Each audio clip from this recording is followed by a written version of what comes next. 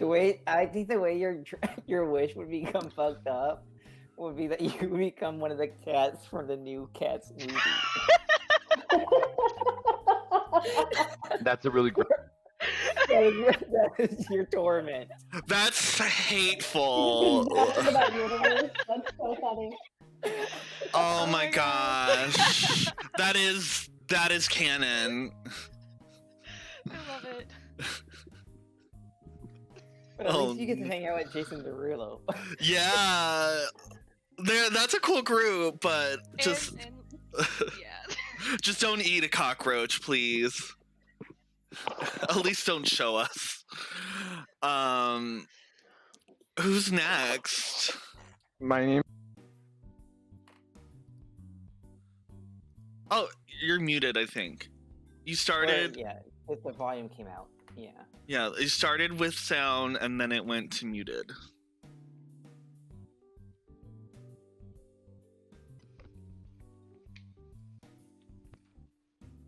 Okay.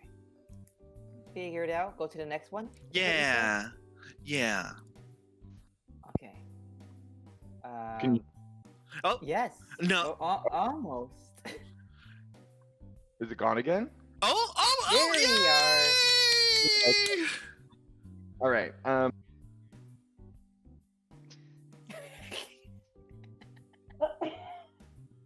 it's gone It disappeared again. again. It disappeared again.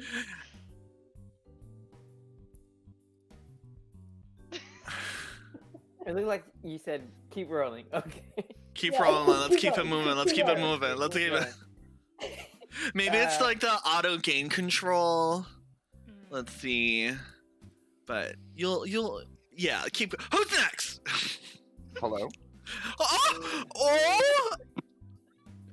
Did I fix it? Yes! Oh, right. Okay, so I think. Hi, my name is Grant. I play Malingu, who is a Konrasu fighter champion dude. He's also a bunch of rocks. But I think I would wish to never work again, and I feel like it would probably just make me a homeless person. Yeah, that's what I was thinking. Yeah, like it would not be cush. It would be awful. Maybe even like they would make you like disabled so you can't work Mm-hmm. Or so also, terribly. it could be that there's just never anything good to watch on TV. So you're at home, but like, what do you do? Nothing. Mhm. Death Yeah. by boredom. That's what Death it would by be. boredom. I hate that. That's my life right now.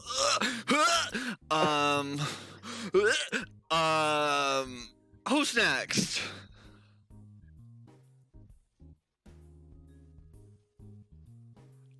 Victor. I can go. I can Sam. go. I can do it. I'm I can do it.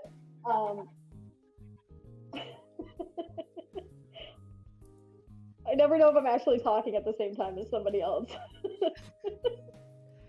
It causes me so much anxiety. Oh no. I'll Is just that go your in. wish? Okay, 7. I'm Sam. I play 7. Yeah, that I never accidentally talk on top of somebody again, but then I can never talk again like that. Yeah. So I play 7, android, monster hunter. And as a follow-up to my husband's question, I said, well, I would wish to fly for free. Like, I want to be able to fly anywhere I want to go on a plane for free. But then he said, well, then like the gin will just make you a pilot or like a stewardess or something. You're stuck doing that forever. And I'm like, oh. You don't actually get to see the places you're flying to or like actually go on vacation because it's your job now. I'm like, oh, that sucks. That would suck. Yeah, that's a good twist. I don't know. That's not that bad. Like, I don't want to work. that's true. That is true. That is very true. I want to fly to go on vacation. That's tea. That's tea. But I'm imagining like your original point is like you would, if you were to fly, You're gonna be zapped up into the sky and fall. I'm like, I'd rather like work for a nice airline than like fall, Yeah. plummet to my If death. given the two options, yes. It's about perspective, you know? And then last but not least, I'm Victory Bell. I play Agent Kitsune Molder, a Kitsune witch who has a little worm friend named Scully. right? I think, what if it's just very superficial? How does that become bad? If I'm like, hey, I just want like a session where I can be painting Henry Cavill as a nude model, what would he do? What would the genie do? That's a good you're wish. stuck. Maybe you're stuck in that pocket universe for eternity, and that's all you can. Mm-hmm. That's not bad. It's like that's not that bad. Like, Yeah, that's not that bad. I think honestly that's a twist where you con the genie. Yeah. Or maybe that Henry Cavill is just like really pretentious and he's just like Or maybe he You get hates Henry painting. Cavill when he's 97 years old. He's probably still gonna be gorgeous. Yeah. Yeah. he's still gonna he's got the I Witcher don't think blood that in is- him. He hates your painting. Oh yeah. Oh. You have Or- to use unconventional medium. Or he just talks about Warhammer the whole time, like his miniatures. But honestly, that's Well, still be okay. hot. That wouldn't be breaking my heart because honestly, it's not like the genie would have given me the ability to like paint. So it would probably be like really bad anyways. I'd be like, I did my best. You just, like, And he's I just just came for the naked class. and he's just sitting there just hating like everything. Oh no, poor Henry. You only get to do it for 30 seconds. You're like, Speed draw? Heck yeah. Yeah. It's a stick figure. It's Mm, just a penis. it's just That's all, a that's all I can do in 30 minutes. Just forgive me, Henry Cavill.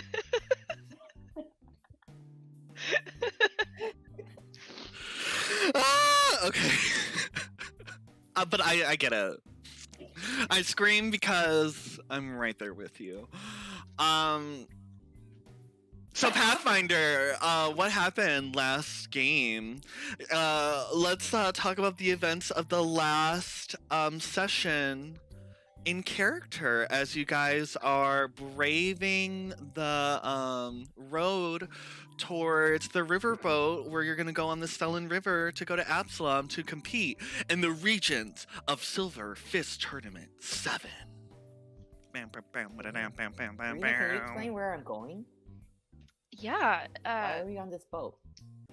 We're not I'm on so a glad boat. you're finally awake. Welcome to the boat. Are we not on a boat yet, though?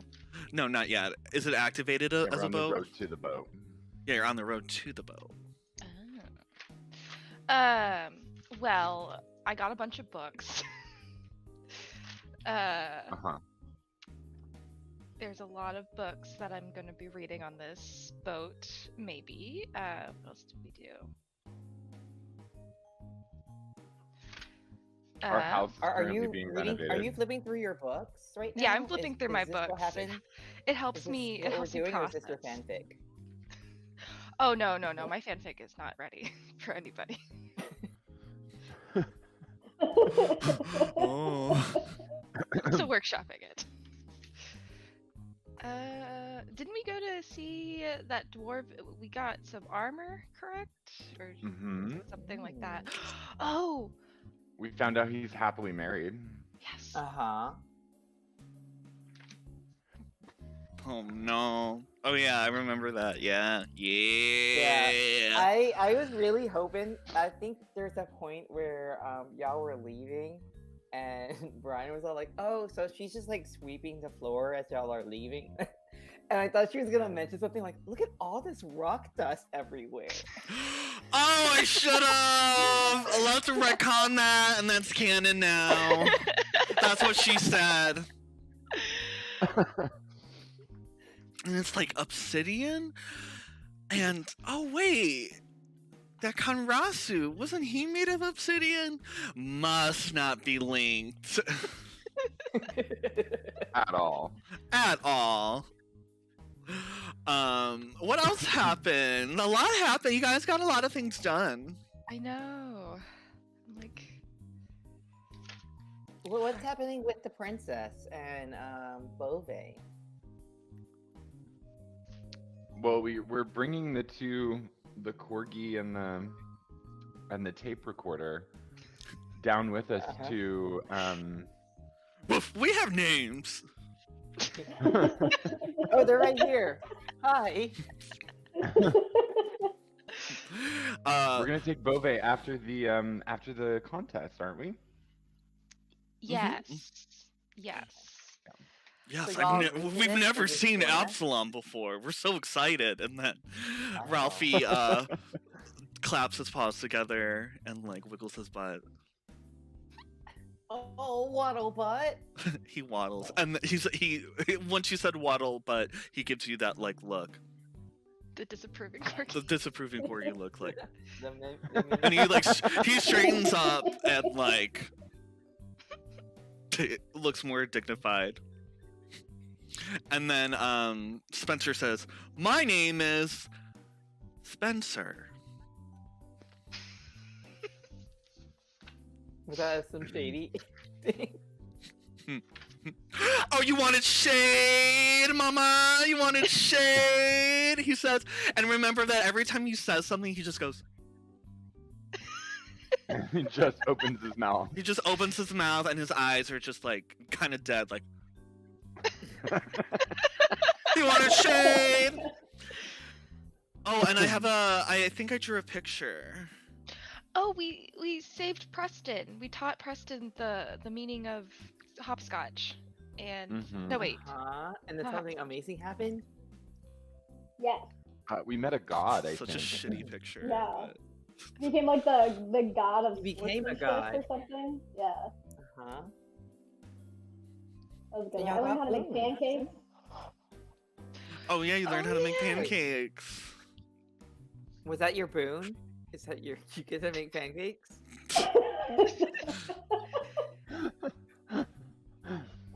No. What was that? Wait, what was the Anyway. divine boon? The boon. It was. Oh, you got it. You got it. Oh, I think whenever we're in a competition next, couldn't think of the word. We can potentially call on the god if we think that someone's cheating. Oh, it's like that record of Ragnarok thing. What do you mean? Yes. Yes. Record of Maybe. Ragnarok. What do you mean? I don't know. Isn't that like a competition and there's gods in it? I forget what it's about. Sounds cool. I'm looking at my books. I think we got some armor. Bove's got a princess situation. We found out that Frau Crumple might have also stolen a princess or something, freed a princess Mhm. of some sort. That's Mhm. that tracks with her record. I mean, makes sense. Yes, yes. And then we decided that we're gonna use the river to go into where we're going. Mm. Okay. Is there anything else I that think- we did, y'all? I think when I was also watching, I think you were playing like really emotional music when we were talking about Bove kidnapping a princess, and I was like, and I think Bove said something about like I don't even remember kidnapping a princess, and then the music got very deep, and I was like, oh my god, is Bove the princess all along? That'd be a twist. Ralphie says, "You know, I've always wished that I was secretly a prince." And then Be a prince. Spencer says you're a prince of my heart. Oh. And Spencer goes, "I'm a queen." Because I'm gonna snatch the crown. But With those dead eyes and that open mouth. And he closes it, and like, I don't know if I've ever described him. The image that I drew, while it just like blades out of my mind, like it doesn't really do it justice. But he has like frosted feather tips, and he's wearing like a cute little crop top and like jean cutoffs, and Ralphie is wearing like a soldier's gear, but like very basic, like he bought it at Walmart. And he, like, it's kind of like ill-fitting. It's hard for him to find like clothes to fit his like weird corgi body. So that's how they How look. is he wearing his pants? Is it like on all of his legs, or is it like on his back half? Well, he's humanoid, so he's standing Okay, up, okay. but his legs are so short. So it's like I'm empathizing with him so hard right now. So his like pants go like all the way up to like where where a human's nipples would be, and then like above it is like a breastplate. And then but you could see the belt. He had to like use a belt like right here, and then it's kind of like flapping like another tail. So, and then it's like he like cut it, and there's like 2 zippers, so he can like zip and poop to pop a squat in a weird way. I don't know why that was important to let you guys know. By the way, he's wearing pants where he could easily take a shit. Okay, guys, in case you're all wondering. It's at that butt flap. He's got a butt and crotch flap all in one, so I don't want you guys to worry about it.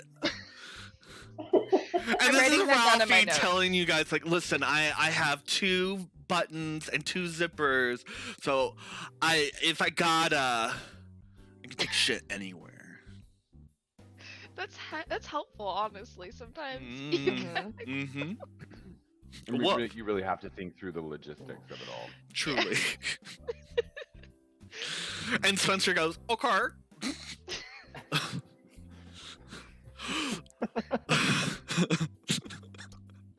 Yeah, just mouth the guy.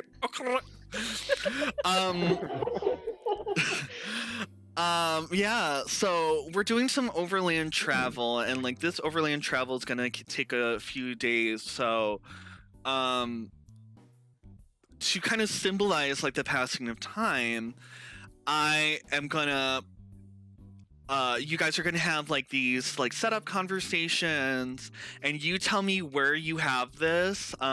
This is pretty much like a typical European like foresty area that you're going through, like a trail heading to the Sellen River boat dock, and I have a prompt.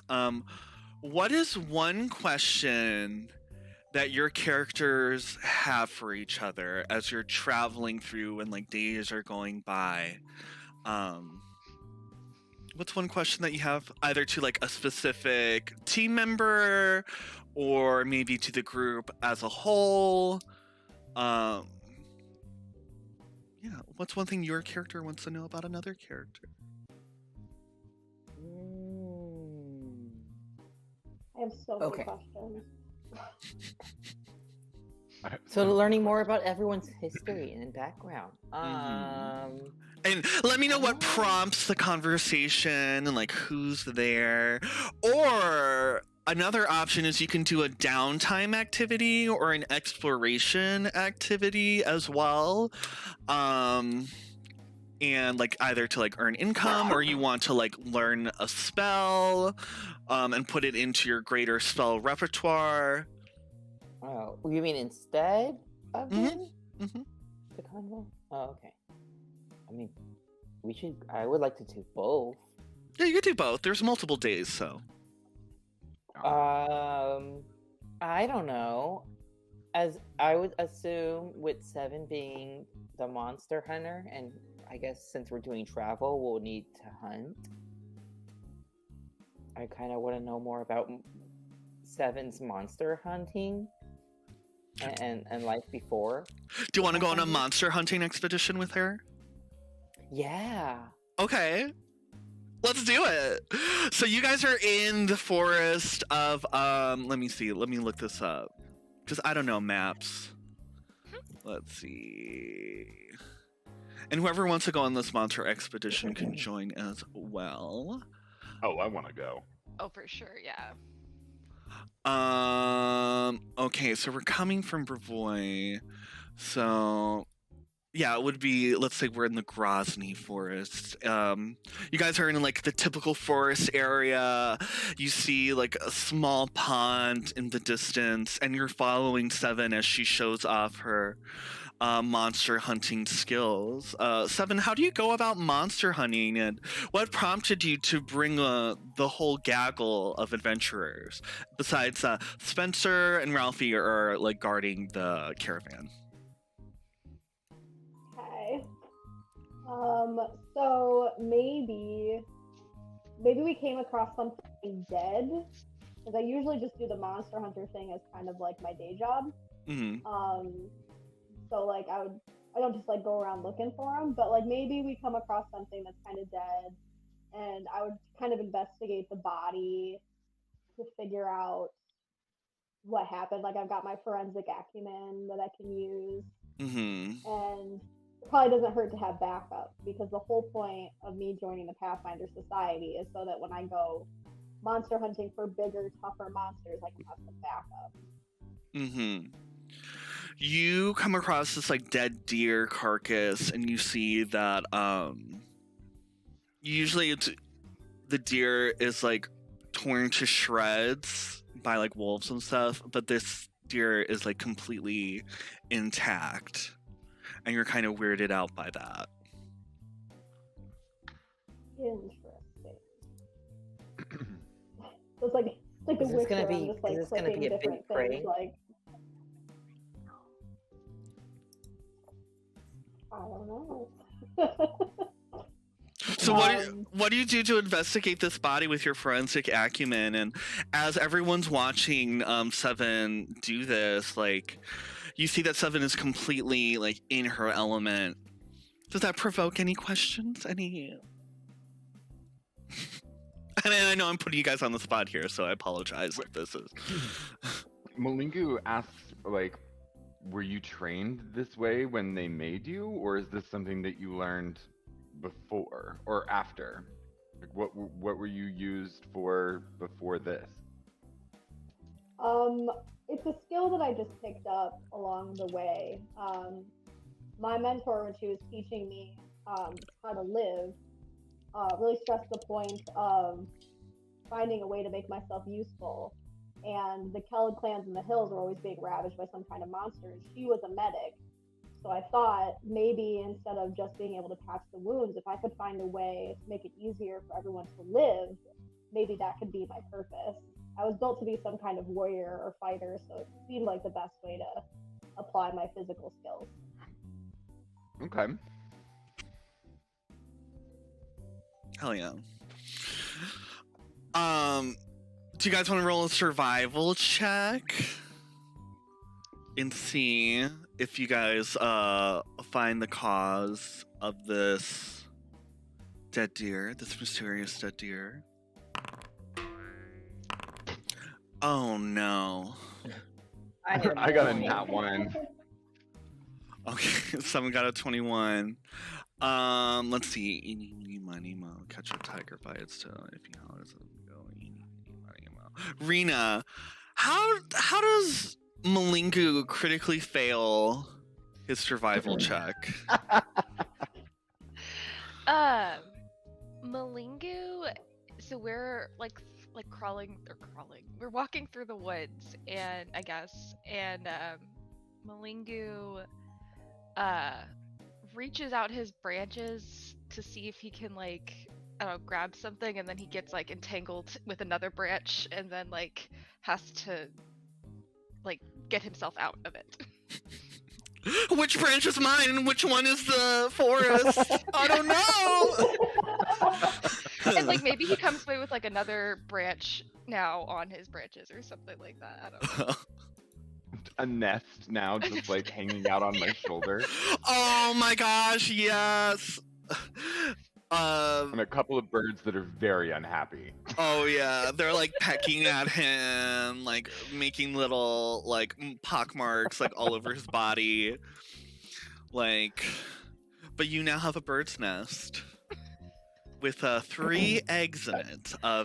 It's canon now. Yeah, put it in your inventory, baby. What kind You of still have eggs? a Can I pixie do? in Can I your- do a nature check? Yeah, but we can also carry over Seven's survival check as well because a 21 Oh, is okay. pretty great. I'm gonna say they are let's see, tits. A tufted Aw, titmouse. yeah. Tufted Eggs. titmouse eggs. Yes. Yay, playing Wingspan is really helping. Wingspan. I know a bird name now. Bird. Oh, the tufted titmouse. So you have 3 tufted titmouse eggs, and you're constantly being You would get pecked. points because it has a body part in its name.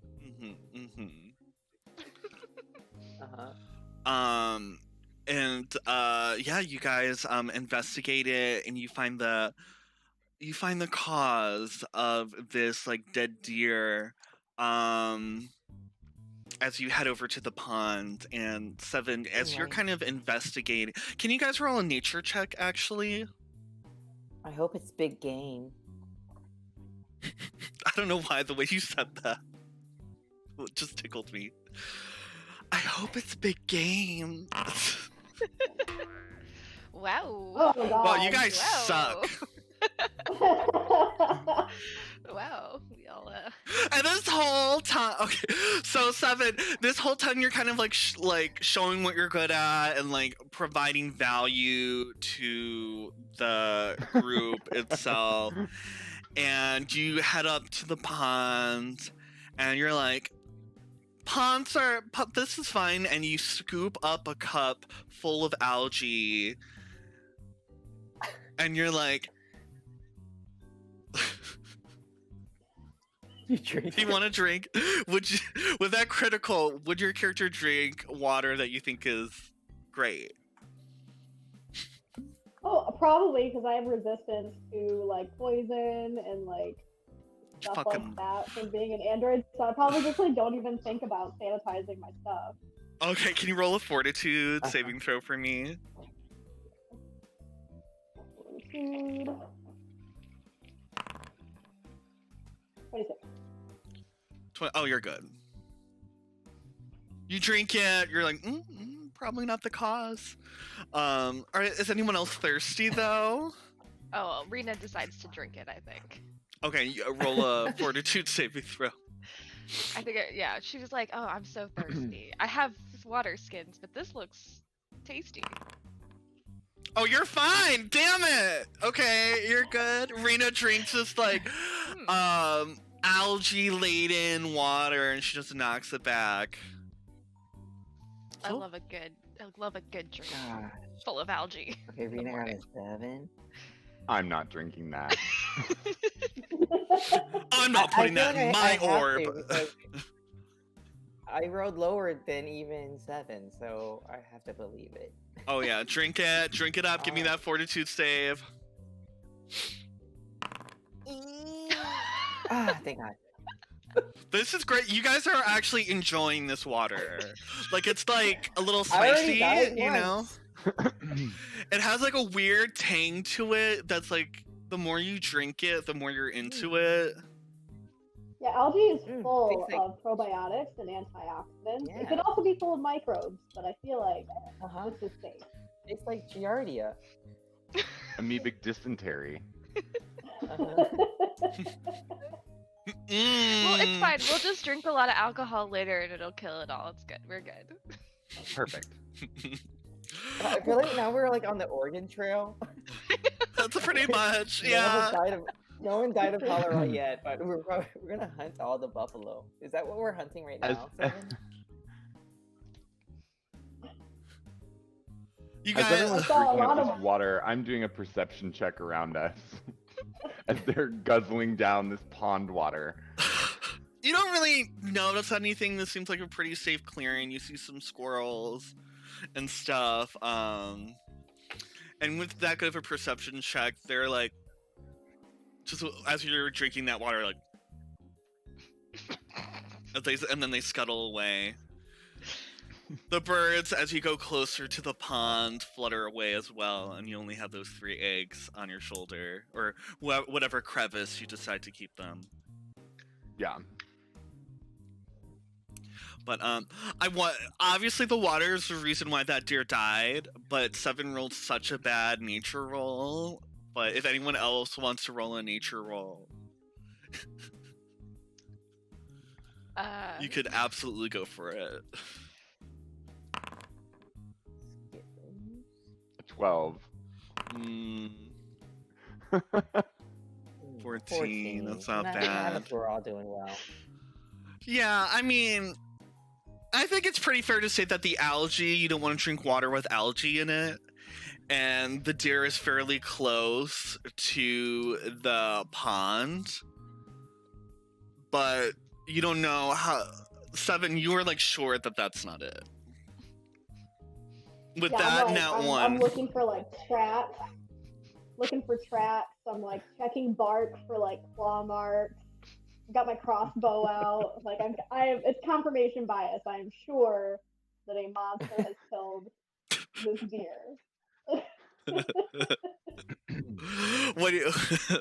So she's in full like I'm ready to go mode. Like, are you guys gonna try to like kind of walk her back?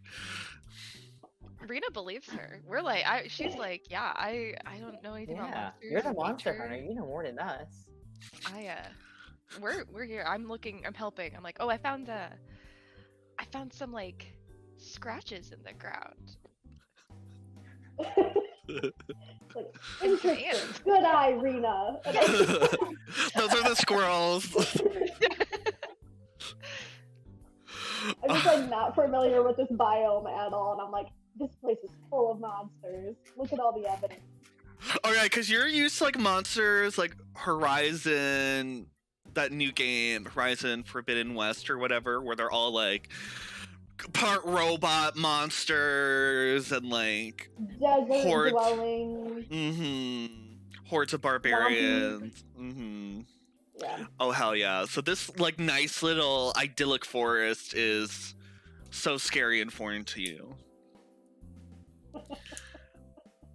And you look and the only thing you can point to are these squirrels just like chilling in the trees. And with those scratches you found on the ground, are you gonna kill them? I'm gonna try to shoot the squirrels with my crossbow. I'm like, it could be a mimic. It could be any kind of shape-shifting or spirit creature. And I'm just like, I think I've hit the nail on the head with this one. roll an attack roll.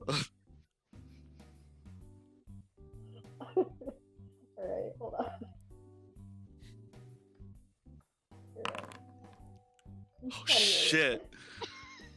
Damn, you shoot. Listen, you're so good. You fucking shoot a squirrel and it goes, oh fuck! And then transforms into a naked human and he falls from the tree onto the ground. Why did you do that? You knew it. What you knew? How'd you know? I knew it! Because I've been doing this for 50 years. I know this shit. Why did you kill that deer? I didn't kill that deer! What are you? I just a guy who wanted to be a squirrel! Oh, this is the genie wish failing for you, my Oh, what? What the fuck are you talking about? Genie. But why did the deer have to die, huh? Why did the deer have I to didn't die? fucking kill the deer. It's probably that pond. The pond is fine. We all drink water out of it. That's insane. I was watching you, and it was crazy. That's shit was crazy. I don't know how you lived. Oh! Oh God. Does he have a crossbow bolt in him, or is it yeah. like a through and through? Okay. Oh yeah, he has a crossbow bolt actively in his ribcage right now, and it, like as he fell down, like he slammed into it, and it like jutted in more. So he's in an immense amount of pain, and he's just rolling around like dead leaves, like screaming. And the sad thing is that Bove, the only person that could possibly heal him, is blackout drunk in the caravan. He has been unconscious for the past 12 hours. Malingu is going to gently take the bolt out of him. You're not supposed to take it out! And then he's going to use lay on hands. Oh, you could also use your sunlight healing. I also could. Hell yeah, whatever you want to use, go for it. Okay. I forget that you have multiple healing abilities. I mean, I think you have to have a token on him or something for it to work. For lay on hands? I think it's good. Let's see. No, yeah, you don't have to have a token on him. Okay. Ooh, 6 hit points. You heal up hit. Well, 7, can you roll for damage? Oh. Okay. You added that precision too. Such a dick. You were hunting him. You were hunting him. Okay. So yeah, you heal for his like crossbow bolt wound mostly. He goes, oh my god. Do you just shoot random squirrels? What the fuck, squirrels? What the fuck is wrong with you? Well, obviously my instincts are in the right place. You're not a squirrel. Oh my god. What are you doing going around being a squirrel? Right. Because How did that happen to you? I did it. I'm a druid. I just like hanging out as a squirrel. Don't you just vibe sometimes?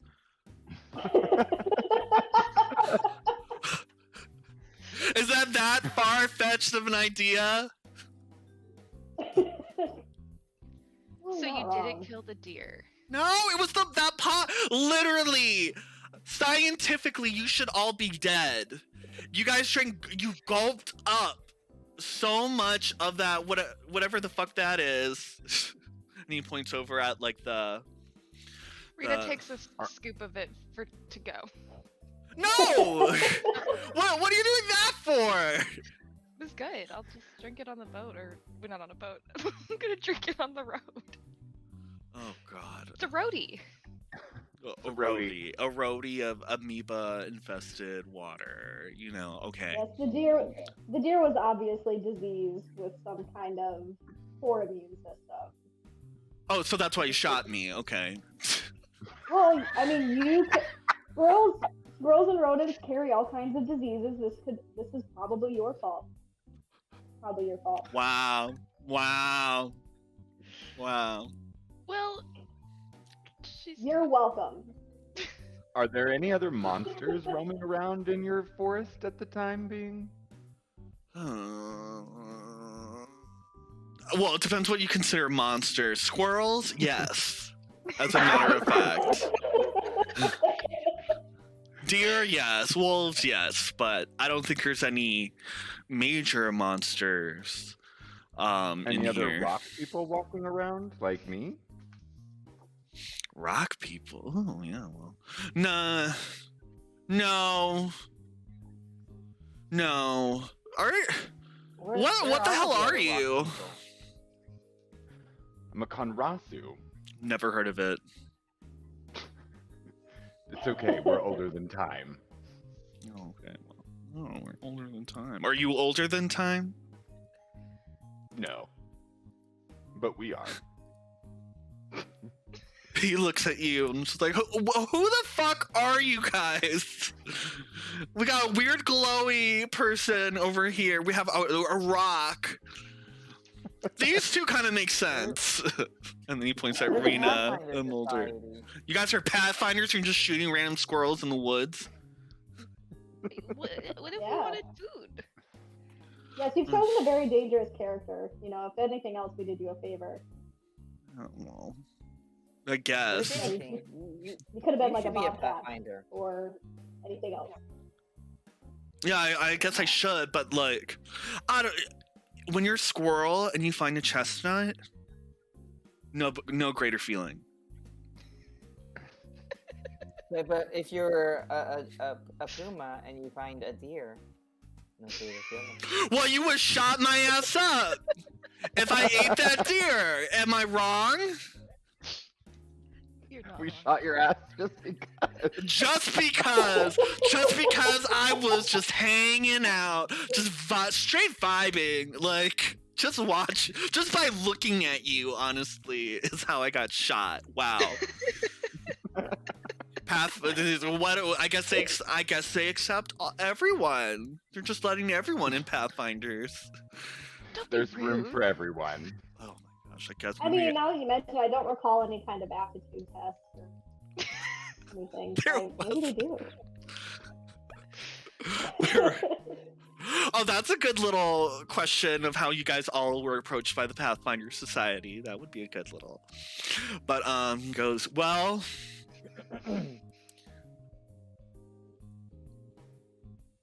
you want you're gonna shoot me again? Like, what do you guys want? Just stay human for a while. That's my best advice. It's the safest advice. People don't go around shooting people, but people shoot animals all the time. I've seen it. Yeah. I've done it. Is he naked or does he have? Oh, clothes he's on? naked. He's fully naked. Okay. He looks good. Oh, You know, you're That you're paleo you're guy. a druid. You're supposed to protect the forest. So I think you, in your current form right now, would do better to kind of tell other people how to shoot squirrels and protect the wildlife here. You know, instead of being a squirrel. Oh my god! Like, why do I have to do? Why do I have to do that though? Because only you can protect this forest. From what? What? Forest fires. No, there's a bear who does that. There's a bear. Is he a druid too? Oh Or is he a yeah. mimic? Oh yeah. There's a Yeah, bear. oh, There's yeah. a bear, and then there's a cub Reading who the like shit does it. Are y'all all in like a relationship? Oh yeah. It's a throuple. I think there's also an owl involved, No, I'm but interested. he Y'all like picks up litter. There's a. y'all There's like a. all give a hoot. together Don't in your pollute. animal forms, or Oh yeah. she writes something down. She right. Oh yeah, baby. Yeah. There's a wolf. There's a cub. Mm-hmm. No pups. A bear. A And bear a squirrel. and a squirrel And an owl. and an owl. Hmm. I'm cooking up stuff. Yeah. Oh, you should name their group Pathfurries. No, we're not part of the Pathfinders. No. We don't want any part of that kind of bullshit. We like to just deal with our own stuff, and we don't like go to other like places and just fuck everything up. We don't Is do this that either. forest known for any magical properties as we're traveling through it? And if so, is there anything that we can take from this forest that could give us an advantage in a faraway land? Do a persuasion or diplomacy or whatever the hell it is in Pathfinder, but do it with disadvantage because you just shot. Your group just shot this guy. Okay. I was like, I didn't shoot him, and I also didn't drink the water. Well, he's not pissed that you drank the water, but he's I also mad healed that. him. What? I also healed him. That's true. That is true. That is very true. So I'm gonna go with I'm just gonna go with your first roll, which is very, very nice. He's like, I guess we can protect your caravan from attackers for the rest of your trip. But You if mean all the way to my destination, or just through this forest? Well, where are you going? I don't know where you're going. We're Absalom. going to Absalom. Oh, so you're going. Well, we're kind of only hang out in this forest, so I can't really guarantee anything in other forests because they're kind of weird. Other forests, the vibe's off. It's weird. Like they're got so territorial, and they're like they have all these like weird Are there any clans and dark stuff. forests? Not here. At least I don't think. Well, yeah, I'm sure you would love a dark forest, though. You seem. So is this just your network of druids that are going to protect us, or Yeah. is it an enchant? Okay. We have Like a Clyde. circle? We have Callista. We have Tim and Leaf. How would we find you if we need you? Oh, we're gonna just follow Is you. there? Oh, okay. So if you there, see like, a an special animal bird following call? you, no, it's not a bird call because Don't there's a shoot it. cub, there's a mouse, Oh, that's there's right, an that's right. owl, me the squirrel. Yeah, got it. So just don't just randomly shoot an animal. Malingu turns to 7. You got that? They behave themselves. What does that even mean? I thought I was behaving myself, but I'm still suspicious of you. okay. He tries to eat a walnut with his like human teeth, and it's like, oh. Yep. I just like grab like a pancake out of my bag, and I'm just like, you thought being a squirrel with a chestnut was cool. Try you one of these. And I just give him one of my funfetti pancakes.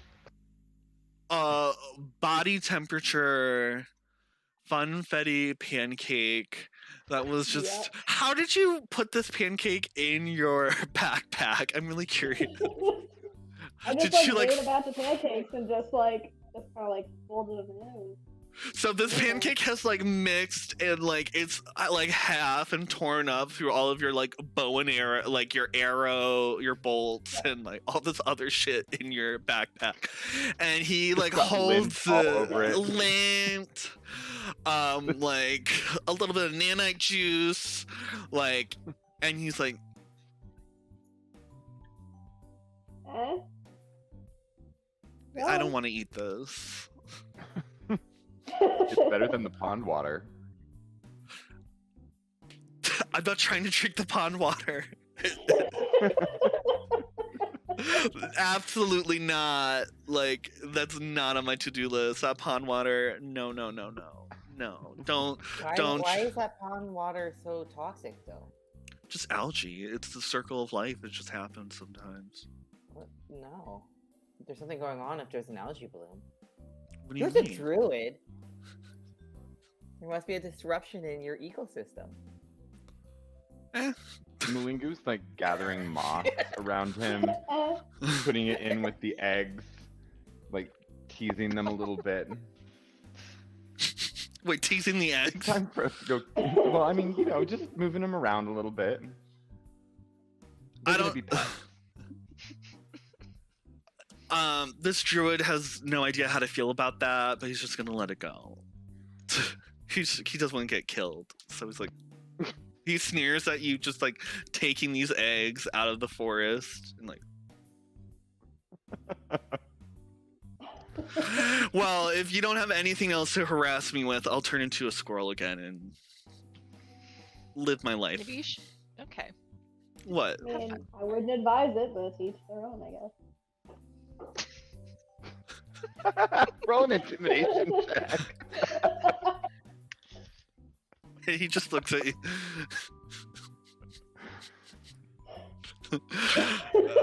He like runs and then jumps and then mid jump turns into a squirrel and then like runs away. Do you?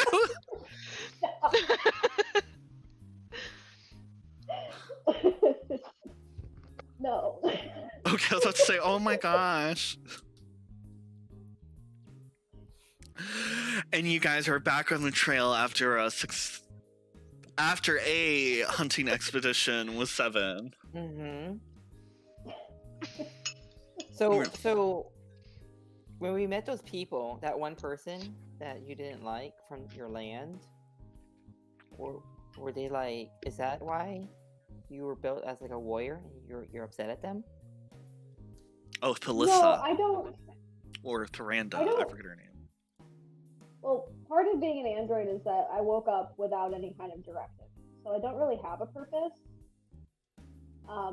But there's like a few different basic protocols that are built into all of us. Like I'm warrior protocol. My mentor was a healer.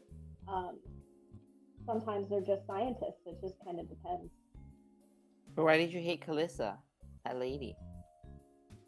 What'd she do to you? Personally, nothing. I just, as a general rule of thumb, I'm very wary of people who come from Numeria. It's not a very nice place to be an android. Oh.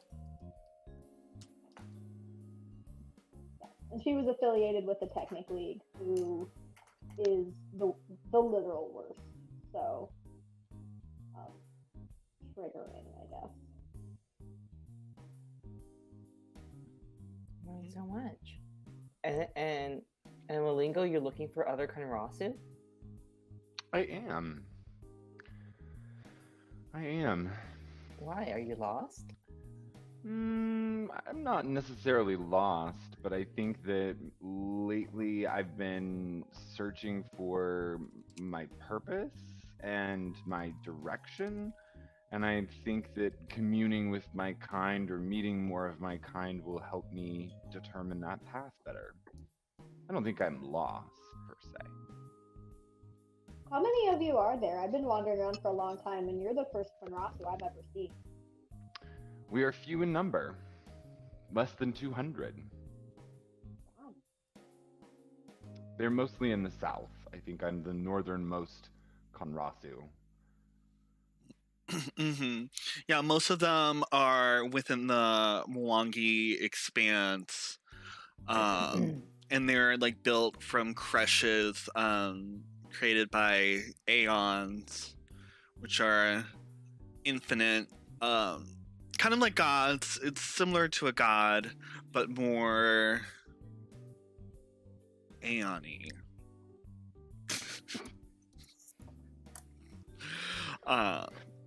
But yeah, The forces of nature, if you will.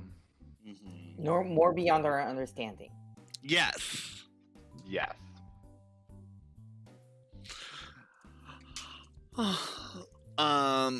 You guys successfully get back to the caravan after that. What's another little question or adventure that you want to partake as you're going on? Did you guys want to read any of those books? Did you want to possibly craft anything? Learn a spell? Ask a question of another character? Teach another character something? As you're traveling through this wilderness.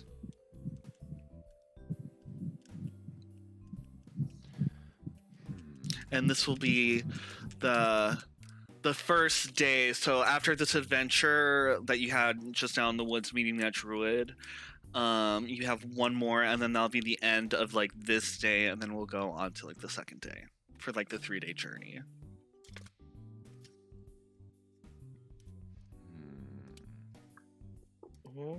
I don't really have anything to craft.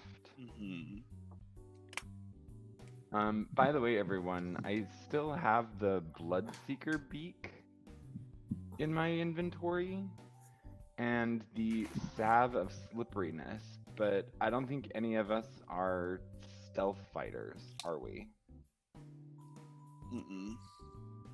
Not super. I'm high in stealth. I just don't use it. Okay. Yeah. I don't think I can hide my warhammer. Oh, no. Can you do... I wish they had insight in Pathfinder. Can you do a... I'm going to say Arcana check, Rena? Yes.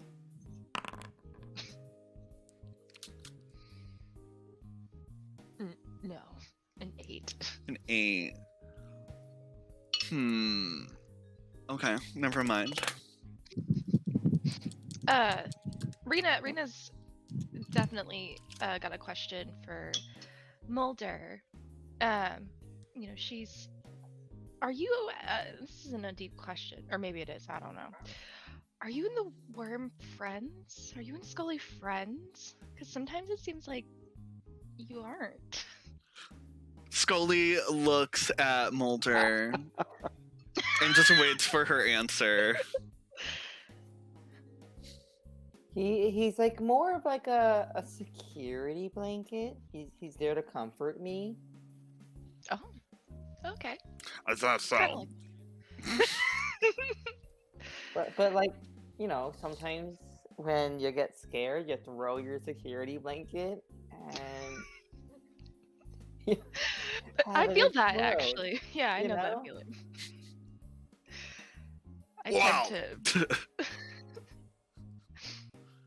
I was just curious because I wasn't sure. Well, actually, I'm kind of like her chaperone. You see, because she died, and the being that I work for resurrected her. Whoa. So she left out a lot there. So I'm more than just a safety blanket.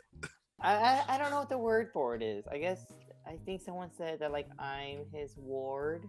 He takes care of me. Is that it? Is a ward a word? Yeah. Yeah. Kind of. Do you take care of him sometimes though? Because he's a word. Do you feed him? No, she doesn't. You saw that one time. She blew me up. Well, I think it was necessary at the time. Yeah, she did do that. And here I am. And he kind of wiggles. Well, I've learned a lot here. Thank you for blowing up that one time for the greater good and I guess taking care of our friend. Of course, she's got great things ahead of her. Yeah, he keeps saying weird things like that. I don't understand what it means, so. I don't understand what it means either, honestly. There's this like big shadowy hole when I think about things, and I can only think about things around it, but I just see, I gotta hit the hole again. What was I talking about?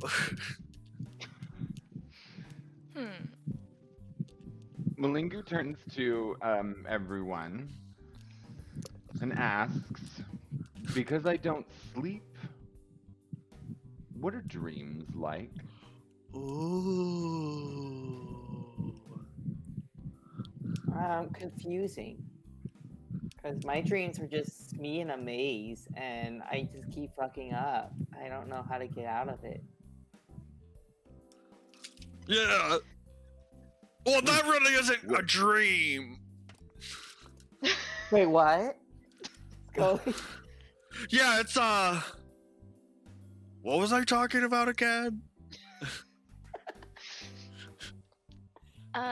Dreams are like, when a drunk person tells a story and it merges into a different story that isn't from the same time period at all. It's kind of like that.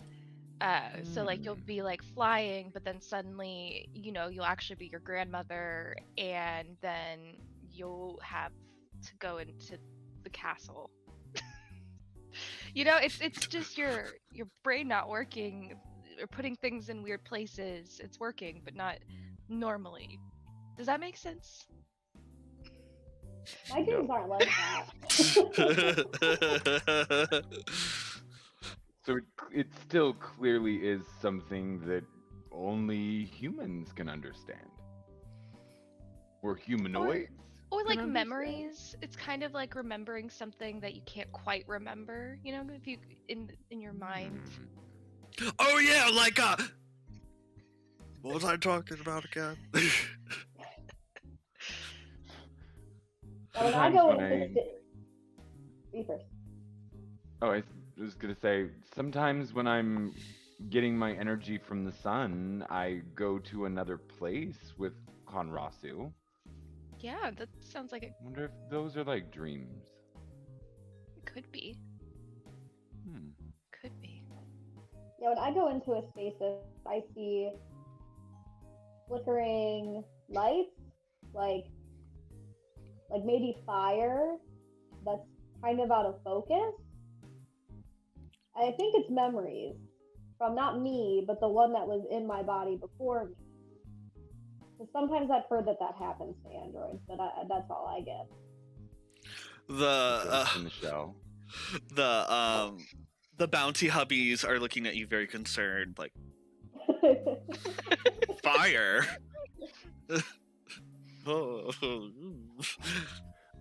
I threw a religion check Uh-huh. on this maze dream that Mulder was talking about.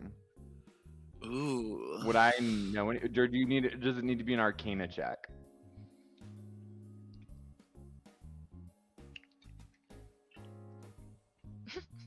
Let me think. Okay. It's a little bit of all of those checks. You could be vague. You think that, especially after what Scully said, that this could be like a rite of passage of some sort. That like he kind of said it wasn't really a dream, and you knowing how witches like operate, there's usually someone like fronting these powers, and that they wouldn't force her to go into this dream unless it had something at the end.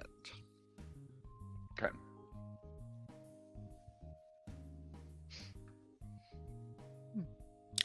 And then you guys, that ends the first day, and you guys do a full rest. And can you do that for us, or do we do it ourselves? I can.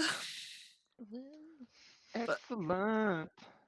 Let's see. That's for the night. Party people. Let's see here. Let me.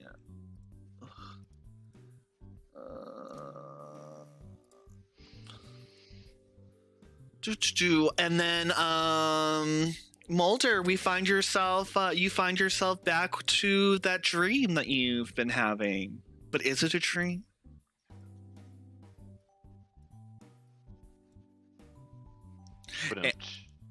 Ba-dumch. Let's see. Rest for the night. Okay, you find yourself in a place of eternal darkness. The only thing that you could see is a giant version of yourself that's casting this long shadow.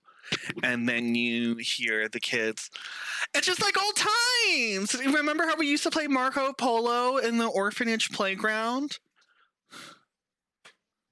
Oh! Stupid, you weren't supposed to say that!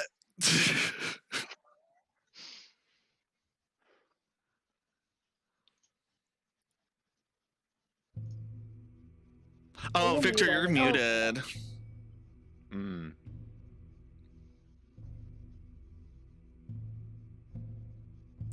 Okay, unmuted.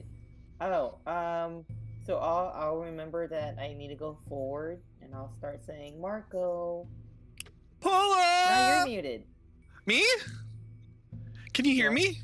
No, I hear it now. Okay. I hear you now. Man, because I was just screaming into my mic too loud. So yeah, do I hear them giggling? Yeah, they're all kind of giggling in like a very far away distance. But I don't know where to go from the next part. I will go. I don't know. I'll try to insight it. Okay. And be like, oh, I hear it from the left or the right, or forward again. Yeah. Or you could use like a perception, because I don't think there's insight in Pathfinder. Yeah, okay.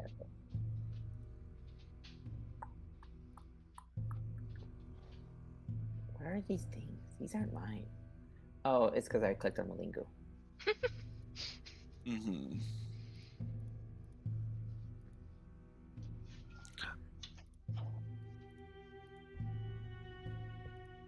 Where is perception?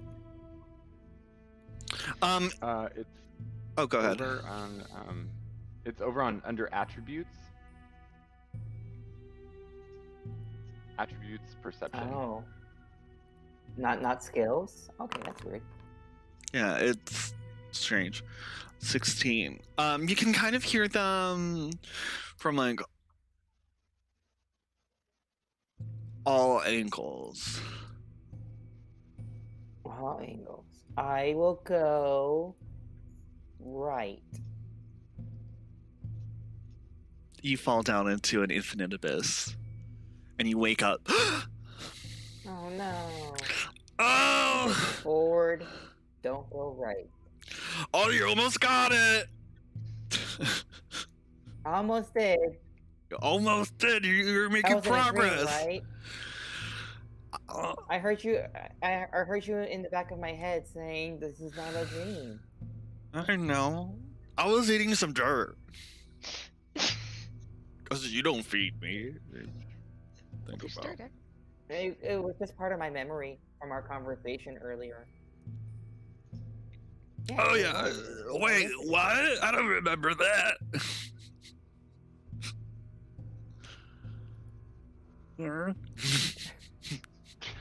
The conversation? What conversation? We had a conversation. About Ralphie's pants? No. Oh, who? Ralphie's pants? Yeah, Ralphie's pants. And his poop? No. No. Are you Ralphie gonna nods ask like, about my dreams? No, Malingo asked about my dreams. Is Ralphie not sleeping? no, Ralphie's awake. Ralphie just like came back from like a jog. Oh, why is he jogging so late? It's morning. Oh, okay. Oh, an early riser. Woof.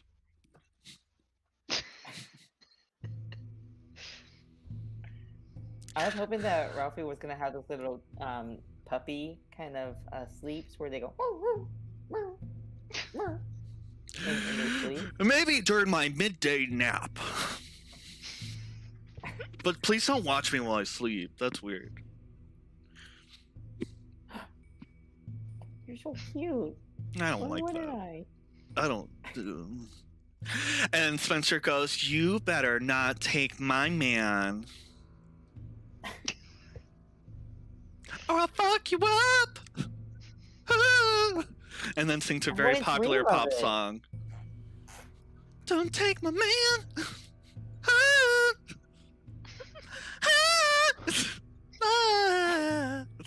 Don't take my man. Okay.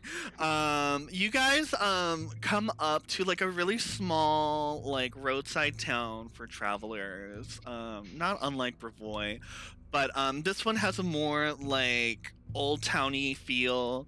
You know how like in Texas they have like Old Town Spring and stuff like that, or Old Town Tomball. It has a very quaint vibe there, and there's just some shops specifically like put up because they know people are coming to like the Sellen River. So there's like some clothing shops because this is kind of like in the heyday of like aviation where people would dress up to go on a plane. People would go and dress up to go on like a riverboat. So there's some like river fashion shops there, duty free, and then Do they have planes here? No, it's like how people like used to act for planes, but for the river. How? Because this is like a okay. huge river, so Okay. there's like a little pocket economy like built up around it. There's a place to get snacks. Of course, like there's another ATM there. So if you wanted more Ooh, I food, hope it's gonna be like Jungle Cruise. what's Jungle Cruise?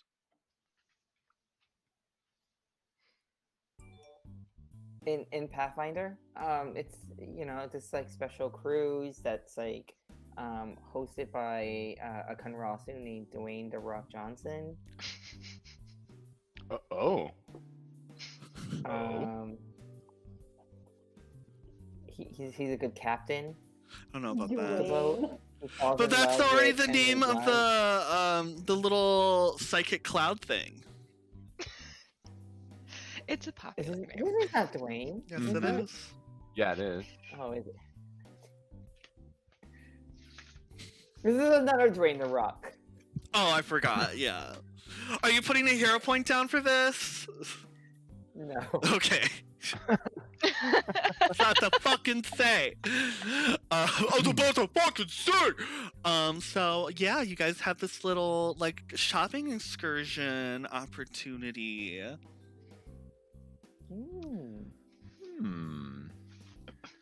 Wait, so when we are like expanding our Pathfinder, how far is this place? I guess it was like 2 days travel.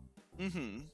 Yeah, this is like day 2 of Is travel. that our is that kind of our plan as Pathfinders? We're supposed to like expand as well, or just establish? You want to establish like an outpost in that city, and then you want to like recruit other people to help run it, and then you can send them on like adventures as well, or they could do like the crafting for you or all that other stuff. It's kind of like earning renown points in Waterdeep, where you have these like different factions that you can like learn about and then like do quests for, and then you can like trade in that for favors. Okay. So I kind of had a right idea with the druid, but we shot him, so we didn't have the renown. Yeah, you shot. Yeah, Okay. you.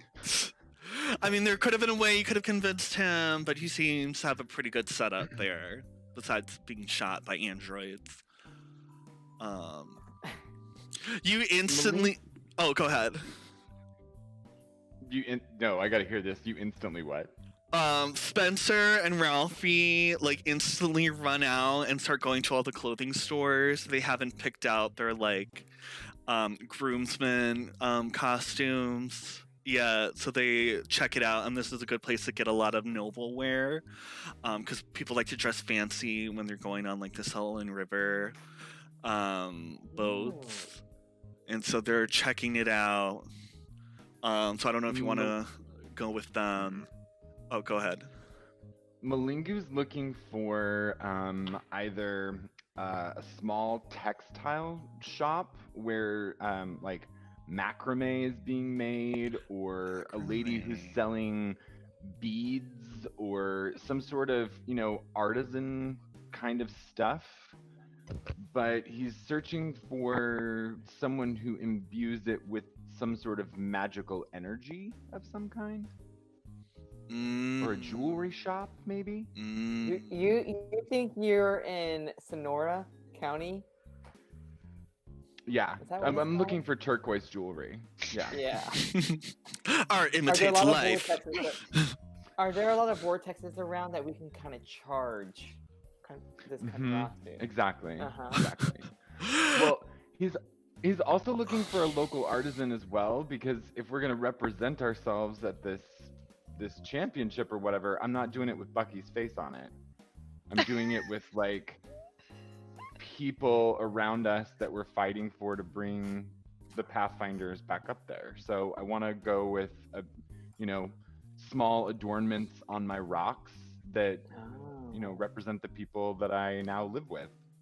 You want like on the back of your rocks just to say like all the people who are sponsoring you. I'm looking for like little things to like fasten to Like my rock. bedazzle. Yeah. I want to bedazzle myself. Rena's also looking for like beads to stuff in her beard, so. Oh yeah, there's Oh, definitely like a yeah. bead place. And you walk in, and her name, you walk into this like bead store and like fake like jewelry store, and you see that there's like a older woman just kind of sleeping behind the counter, and she wakes up like, customers, hello. She gets way too close. Hi there. I haven't had a customer in hello. over 3 weeks. I'm so excited. What can I do? I thought what this can I... place gets busy when a cruise goes out. No. You look outside and you see the people like dressed up in their some people dress up in new boat fashion, and it's kind of like turn of the century 1900s like straw hat and like culottes with like suspenders and like parasols and stuff. Uh-huh. She's like, they don't want those things bedazzled, but I can bedazzle things for you. Oh, you're Oh. just not popular. You're You're exactly popular who to it us. is. Yeah, nice save there, Mulder. Nice save. Things were really popping about 5 years ago when the like bedazzling craze started. But it died off. But every style comes back. Everything always comes back. It's a full circle. I hear So is this- bedazzling is very big. What? It's where you bedazzle a vagrant, and we have a vagrant. He's just kind of drunk. Okay, he's still completely unconscious and like. But he would probably love to be bedazzled. While he's sleeping. Oh. While he's sleeping? No.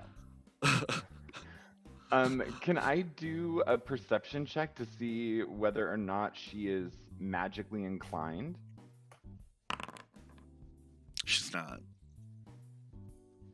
She's not. Mm-mm. She just likes beads. She likes bedazzling things. Okay. Maybe if there's a will, she'll find a way to like magically like use magical regents, but she does not have the pocket money for that, let me tell you. Okay. All right. I'm looking for a few adornments, but I want one of a kind, if you know what I mean. And like the stars start glittering in her face. One of a kind. So like stars, glow in the dark stars. Yeah. Sure. Oh, do you got? Mm-hmm. And she starts Oh showing yeah, I used you. to put those on the top of my ceiling in my room. Oh yeah. 'Cause I'm But this cheap. one, these are Yeah, fashion. who didn't do it? These are fashion fashion. glow in the dark stars. But Mulder, you see that they're exactly the same. She's like, yeah, so I have this star, and then we could do like a crescent. And so we put a star and then a crescent to the top right-hand corner, and we can make that like a little pattern. Or we can have like multiple different like sizes of stars, and then I could just glue it to your body, but just make sure you don't get too like, don't submerge yourself in water for at least Ooh. like 2 weeks. You want these to stick and stay stuck. Got it. So do you want Ooh, that? Malingo. I don't think I want that. Wait, Oh, Malingo, what if like I don't know, your group of people that you're looking for has like some sort of crest? Do you wanna like bedazzle your crest on there? And when we're at the competition, maybe they'll see it and they'll recognize it. Yeah, this is a good idea. Malingu is going to hold on a second here. Where's my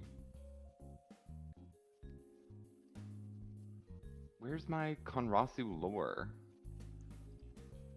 Oh, do you not have it? Is it under- Add it. Uh, Yeah. You can add yeah. Konrasu lore. Well, I'm just looking for a role for it because I want to be able to recall the crest of my people. Yeah, roll for an Arcana. Okay.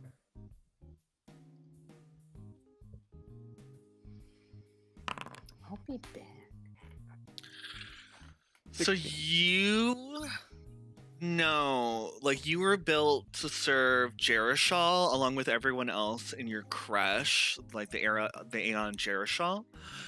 So you could wear that as your crest. Let's do that. Okay. So let's see, what would that look like? Jerishal. Oh, they don't have. You tell me what this crest looks like for her. She is also known as the Turning Wheel, an agender primordial inevitable who monitors the movement of celestial bodies, ensuring they maintain their orbits and do not violate physical laws, so that civilization can flourish on them. Her house is So- a great observatory floating above axes.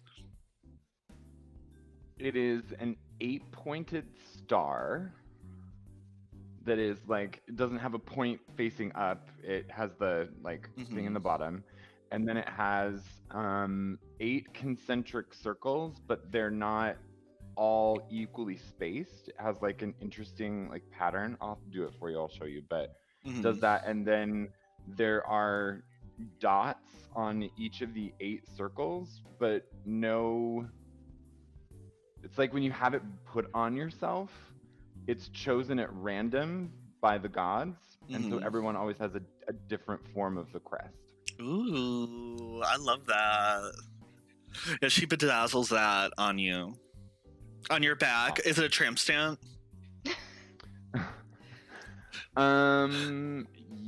Yes. Well, I don't really know how that would look no. on like your weird rocky tentacly body. Yeah, I think she does it over like the top of a shoulder. So like the star is at the point at the top, and then you get all these concentric circles that come out of it on like different like lengths and widths. And then 5 of the 8 dots are blue, and 3 of them are yellow. In like a goldenrod yellow and like a lapis blue. I love that. I love that. She's doing that on you as you're laying down on like a chair lounge or like an operating thing, and she's like, "Oh, and what can I do for you, young woman?" I'm just looking for cool beads. What's your favorite beads that you got? Oh yeah, there's a stretch of beads over there on the other side that are my cool kids beads. Oh, I They're want little. those. Sure. Oh yeah, and these are like the most 90s, like early Claire's types of beads, and like little silly bands and stuff like that.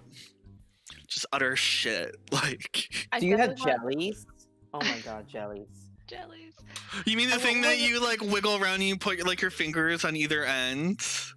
No, they're like, oh, like Are you talking about those? Wait, what? The What are little those? wobbly thing, you don't know, and then it's like a weird like hot dog filled with like weird juice, and they had some like floaty things in it, but then on the inside it's like hollow kind of, but it's not, and you the could thing like that you're supposed to about- hold, and you're yeah, and you can like Whatever, roll like- it up.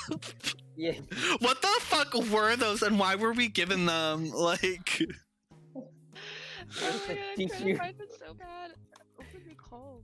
Water snakes?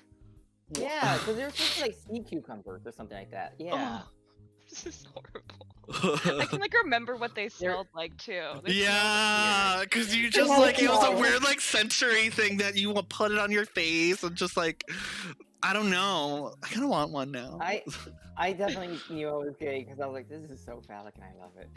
Oh yeah, it really. Whew. I'm getting like a No, but realization jellies of are so like- many things. Jellies are like, you know, like jelly bracelets. Those just, like, Oh yeah, they have jelly they're kinda bracelets. Hell yeah. Yeah. This is pretty Ah. much like the Claire section. Yes.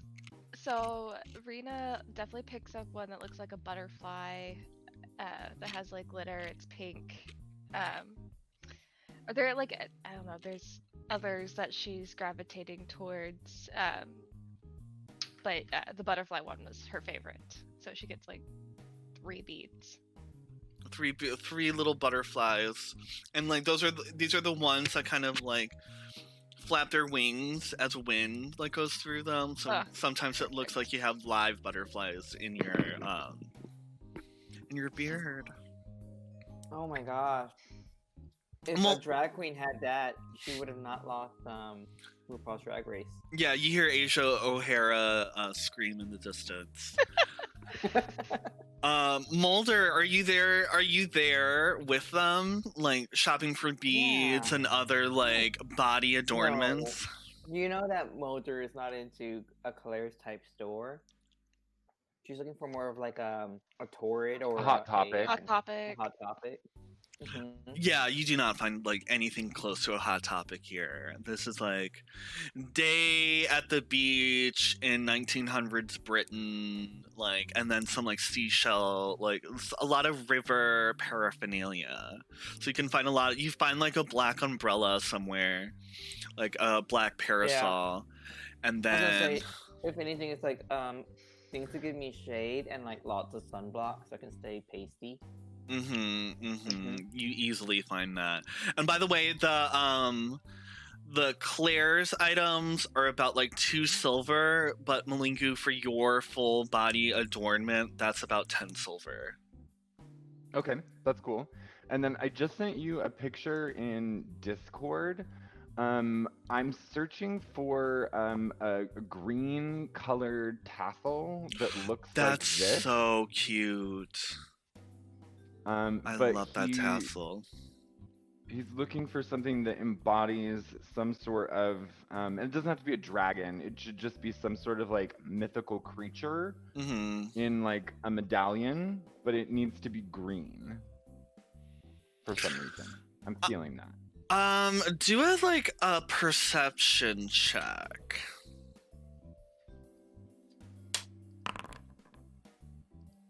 Yeah, 23. you find like you see that you can like kind of cobble together something by crafting it. Like you find a tassel at this store, you find like a green, like a jade little boat at a different store, and then you can kind of like piece it together and make a little talisman thing. Okay. Final cost? I'm gonna say like 5 silver. Okay.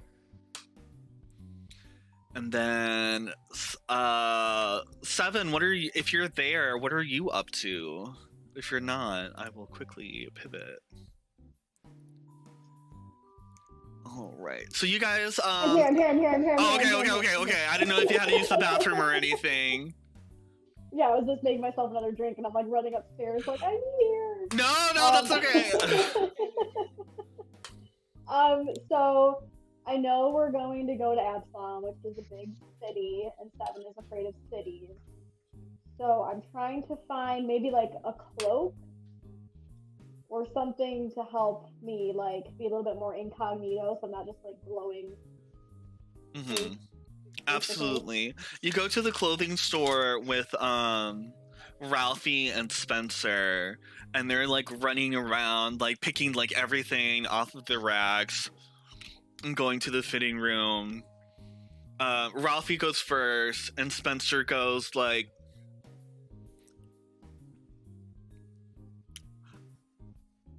I'm sorry, I don't know why I paused for that long.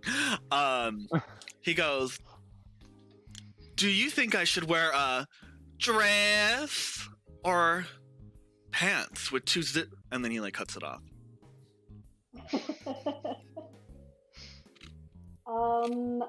I guess it depends on the styling and what you prefer. I don't know much about clothes. He like nods. Like, okay. Okay. And you see Ralphie like exit the fitting room in like a tugboat hat, like the straw hat with like stripes, and like the full like get up and like suspenders and everything. He's like, how do I look? Man about town, huh? And he's like really excited, and his like tail is wagging, and he looks, but you can't see it because he's wearing like normal people pants. But of course, it's like belted all the way up here. It's like, how do I look, huh? Very flattering. And Spencer goes, "Hot, daddy, wow." And then Ralphie goes, "Oh, stop." And then he like goes back into the fitting room. And Spencer goes, "Why can't you dress yourself?" But it's in the old showgirl voice. "Why can't you dress yourself?"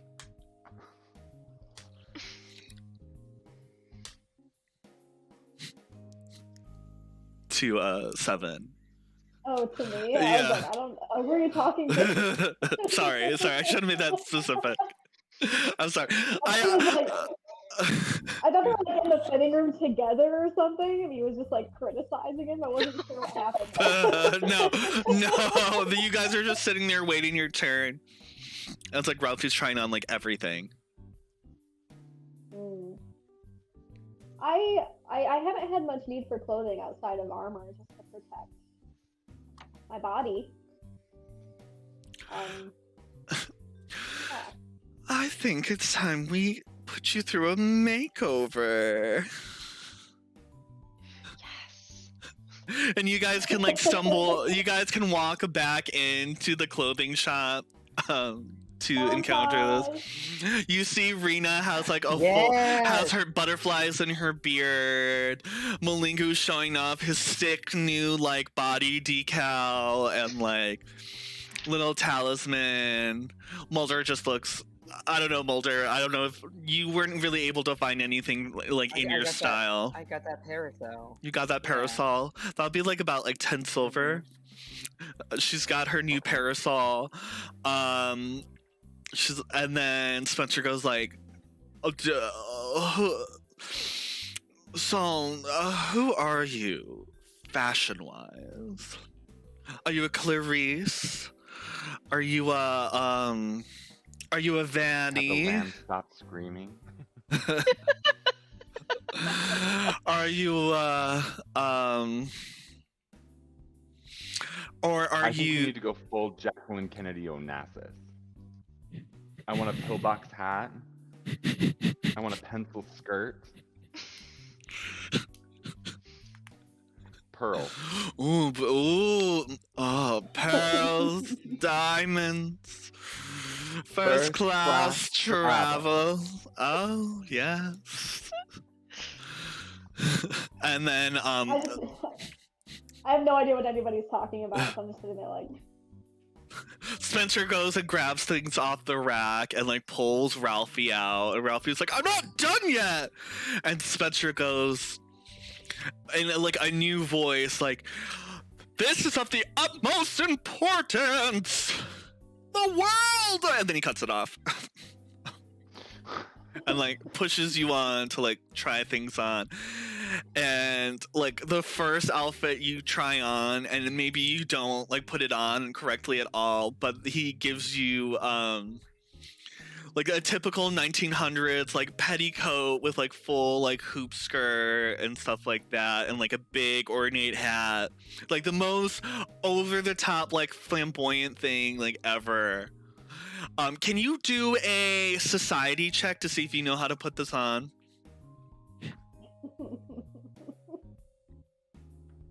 Roll. 14. 14. You get a lot of it right. You somehow put like the cage on like the outside, and then like it's kind of reverse ordered, which is kind of fashion as you come out. And the Spencer and Ralphie go like, did you mean to do that? I don't even know what this is. Is it a shield? Is it, what is it?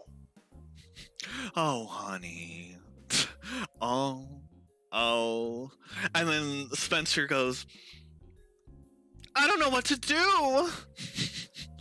And Ralphie's like, "Don't say that." And then Spencer has that like pre-recorded from those like Tengu tapes, like, "I apologize if I came off strangely. I can only repeat what I have heard previously in the past. Please accept my condolences."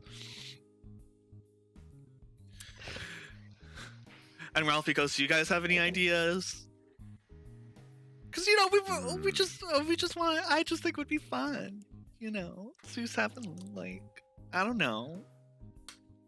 We should all probably have a set of clothes if we win. The winner's outfit. Oh, honey. Do we want to get that here though, or do we want to wait Probably until in the bigger city. Absalom? You're right. Yeah. Yeah, you look around and all of this is like pretty corny. Junk, trash. Mm-hmm. Trash. It only serves a very specific purpose, and that's looking nice on a boat. Gotcha. You guys leave the shop with no. I assume that no one really buys anything. Seven, you're able to find a cloak, just like a full coat. It's kind of more of a like men's coat that you found in like the clearance rack that like has a hood and like buttons up in a, I forget what kind of button that is. I don't know. But you're able to find something that like clamps down on your glowiness, but it's like fairly warm as well, so it'd be great in like winter scenarios. And you find that, and that's about like 20 silver. 20 silver. Let's see what I got here. I will take it. All right, you got a new coat. You guys are all walking out brand new with like new cute shit, like feeling good, feeling fine. And you eat lunch, looking out into the ocean. Well, no, there isn't an ocean here. Let me roll that back. You're looking over to like the main road where like a lot of these like feeder roads converge onto, like heading towards the Sellen River, and just seeing a lot of people, like a lot of carts and a lot of carriages heading that way. And you're all eating like in a newspaper, some fries covered in ketchup as you're looking over this and excited for the journey that's about to happen. And what's one thing that wait, I already asked that question like last game as you guys were adventuring, but what do you guys chat about here? You can talk about like Spencer and Ralphie's like wedding, or if you have another question for another character. Do you want to talk about any of the quests that you're on? I'm confused about what we're doing. So you told me it's kind of like we're doing a fighting competition? Is that what we're doing? Mm-hmm. Mm-hmm. It's a championship. How come? Who put us on this? Is this Frow's doing? A little bit, but it's also part of the Pathfinder Society. It's like how we make a name for ourselves, how we recruit more Pathfinders to our lodge. Okay, we show everyone how badass we are. Do we have to kill people? It's good practice. I don't think it's to the death. It's not. Yeah. Yeah, I don't think it's to the death, no. So you were given like a pamphlet of like the rules and stuff that I can go into heading in. So there's 2 competitions within the region of Steel Fist Tournament 7. There's the martial classes and then the spellcasting classes. Within there, you're going to compete against a certain number. I think it's like a 3-tiered bracket, one-on-one fights in the tournament setting, which will be a plot of land that's paved and has 1 like tower in the middle, and then 4 on each corner that you can like climb or hide behind as cover. And you're allowed to have 3 magic items per character, and everyone else is following that rule as well. And it's just a great place to show off. Like there will be crowds like watching. There's a little mini industry around it. You might have heard from like other people, not in this rule book, about like gambling circuits. So you can gamble on fights as well, and it's just going to be a great place to like meet new people and like buy new items and stuff like that. And also, most importantly, whoever loses in one of the matches has to relinquish a magic item to the winner. An item of some importance.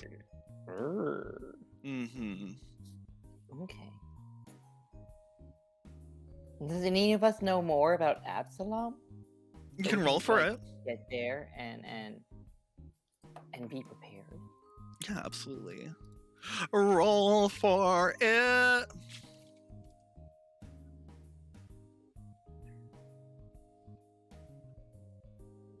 And let me know what you get. Society. Yes, society checks. Ooh, Mulder, wow. You were probably raised in Absalom if you're like a big city kid. That could be where your orphanage is, if you wanted to decide Okay. that. And then Rena. I don't know shit. You don't know. Yeah, you don't know because you were you were in the creche, you were in Mwangi for like the longest time, and you were probably like, oh yeah, Absalom, it's just like on Tambu, like it's just like the big city. But for a description, for more than 4,000 years, Absalom has been the city at the center of the world, a metropolis-sized showcase of the greatest treasures in all Galarian, which is the world at large. The importance of and influence of Absalom upon the inner sea and the whole of Galarian cannot be overstated.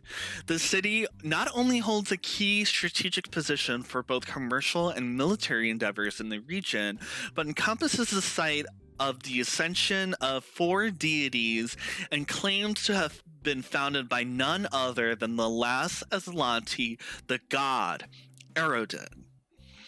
It is not without reason that the passage of time throughout the Inner Sea region is counted in Absalom reckoning.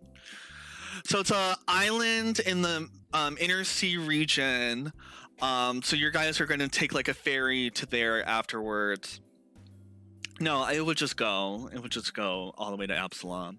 It has many different districts, and then there's the islands of Kortos within there as well. It's a huge economy, coupled with and there's a whole bunch of gangs there as well, struggling for control. There's a lot of political bullshit happening in there as well, as is the thread amongst like all of these places. It's just a huge, huge city.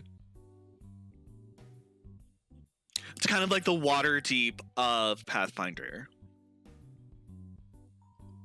Okay. The movers, the shakers, the rule breakers, all in Absalom. And it's like huge. It has about like 300,000 people, give or take, living there. And it has a huge... pretty much everyone from any like land or any background could be found there. So it might be a great place to find another Kanrasu. So it sounds like to get to hedge our best foot forward. If 3 items are allowed and everyone else is doing 3 items, I guess we gotta make sure that we have, things that we can use. What do we have? I don't know. Look in your inventory. Wayfinders.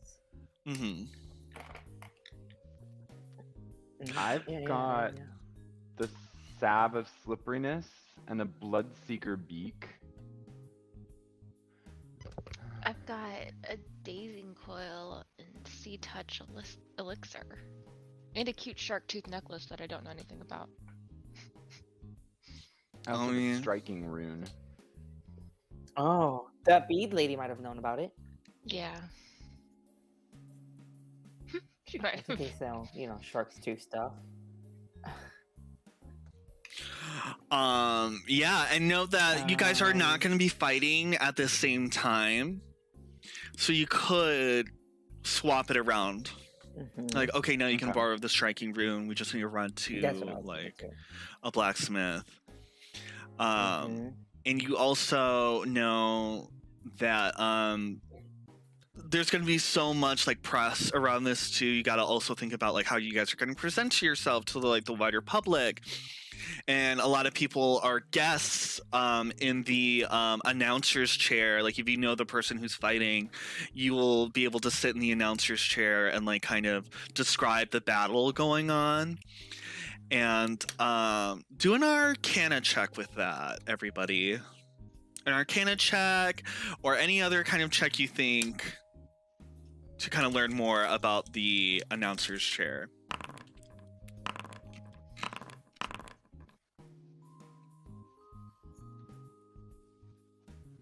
All right. Rena, would it be safe to say that your parents are fairly well off? Yeah. Oh yeah. So they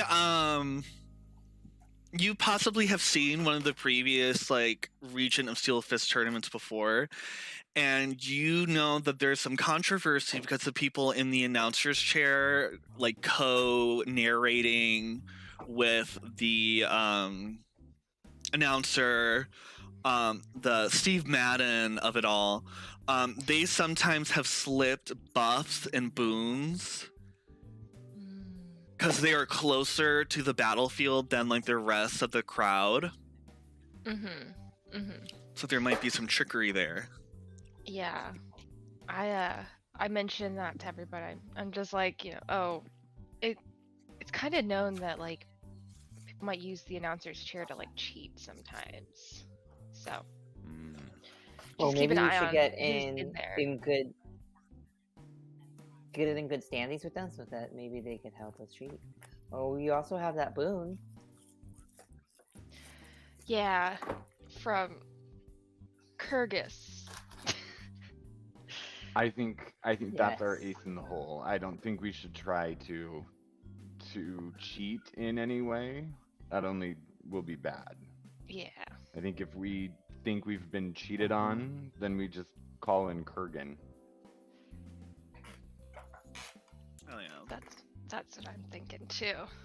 Because I want to win with my mighty strength. And you raise up your. It is going to be interesting when you hit people and we can get to read their minds. I know. I'm so excited to try this out. We haven't had a chance to do that yet. As you lift up your hammer, everyone roll a perception check. Including me. Yeah. 14. 23. You realize as she's like holding it up into the sky, pretty much everyone sees that there's already like the Printing press. yeah, the printing press. There's already like keys on there. There's already like something written on there. Can I? How do I? I can't remember how to use it. So you can just like squeeze the handle and like press it up against like anything, and like it will print. I do that on cool. where right now. I just do it on the nearest surface. Okay, so The wall you of the Like a wall. restaurant we're eating lunch at. yeah. I'm sorry, you can't do that. Oh. You see in Dwarvish. 1 second, let me pull up my notes. Let me pull up my notes. You see in Dwarvish.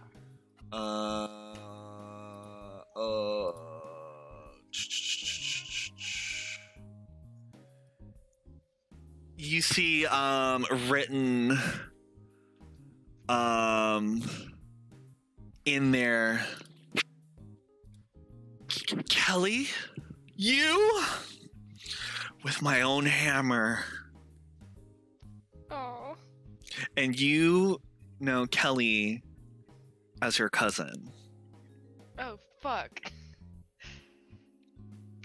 Ooh, is this family stuff? The plot thickens. Kelly.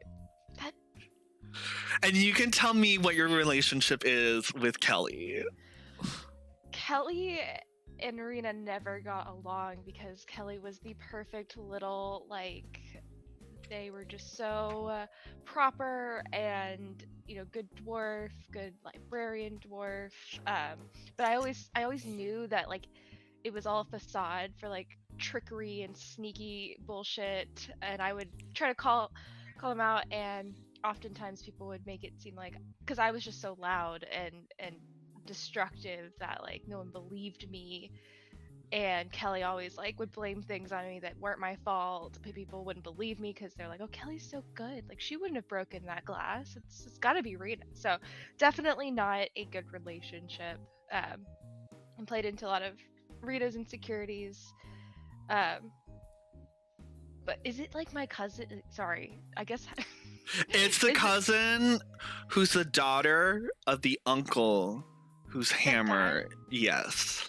Oh my gosh, yeah, but like, it was an interesting relationship because I got along really well with my uncle because we were similar, and she was not like us. And anyways, yeah.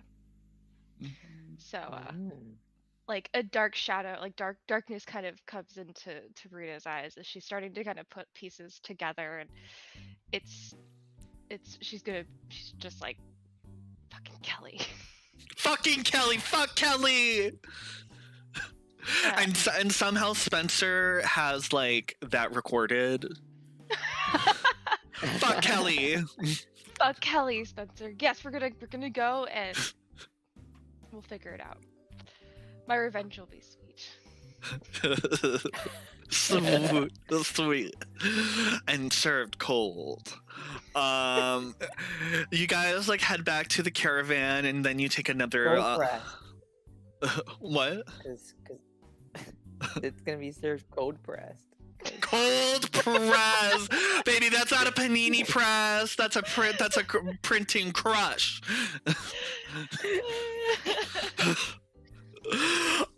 Yeah, and after that, do you guys have anything before we head back to the caravan? Do you guys have anything to say to Rena? Like, she just slams us into the wall of like the little a restaurant that you picked up these chips from. These chips. She slams it into the wall, and then when she reads it, she slams it a bunch more times, like just angrily. Oh, and each one makes it more and more difficult to read before it's just like a black square. Oh, cool.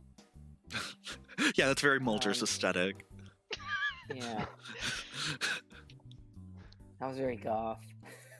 I feel like very emo right now, okay? Yeah. I think we all have family problems. I'm sure. Everyone's got a fucking Kelly. Yeah. I don't have a Kelly. I've got a. Yeah. The Rock's just standing there like, okay. She can be all Kelly. I just had to look at Malingo like, what are we talking I've about? got a Kelly, a Lisa, a Tamery, and a Neville.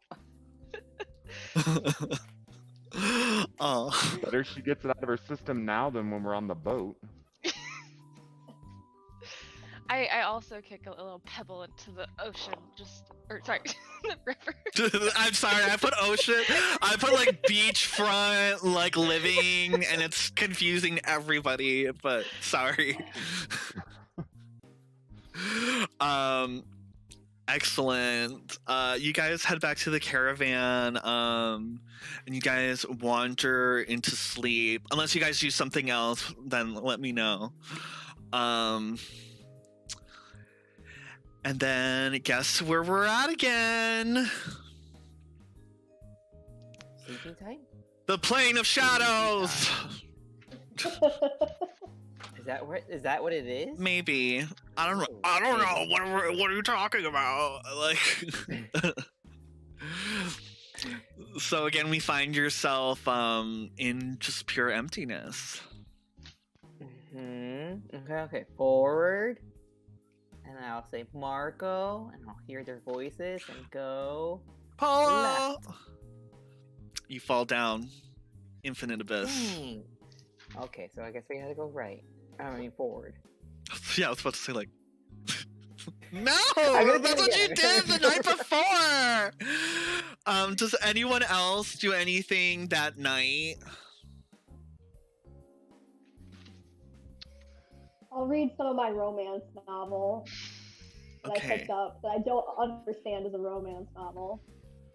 Okay, yeah, so this romance novel, it's between android number 8239 and android number 696969, and it starts off that, like,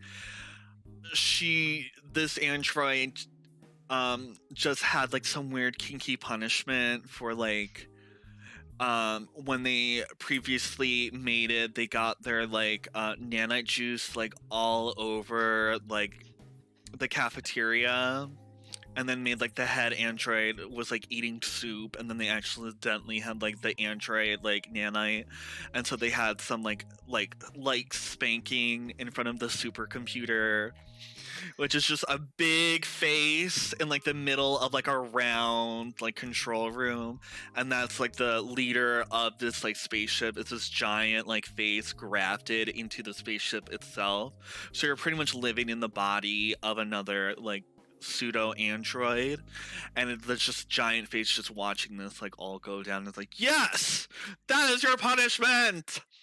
But it's like not really, in like the erotica world, like a punishment like that isn't really a punishment. It's kind of hot.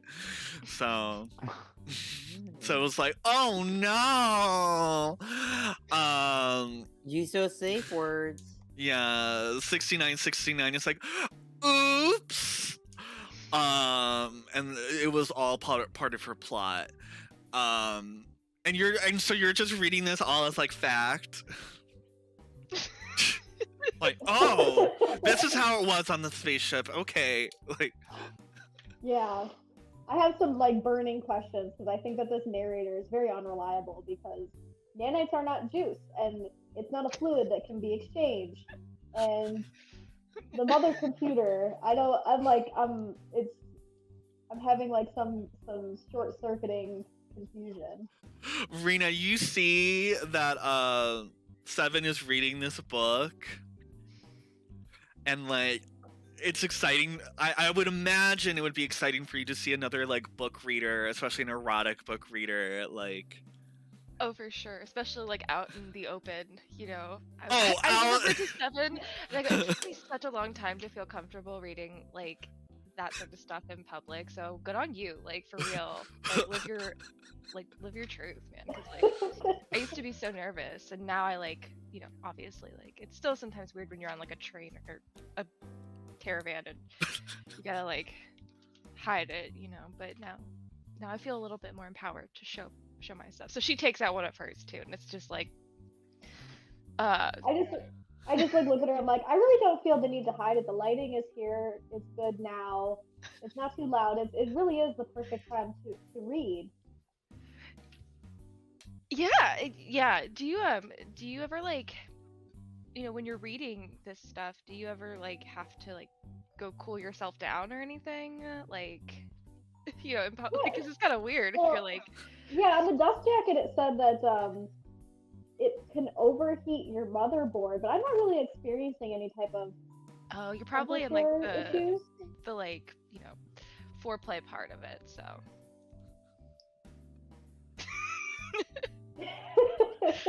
You'll get once you get to the juicy stuff, then you might have some motherboard overheating issues.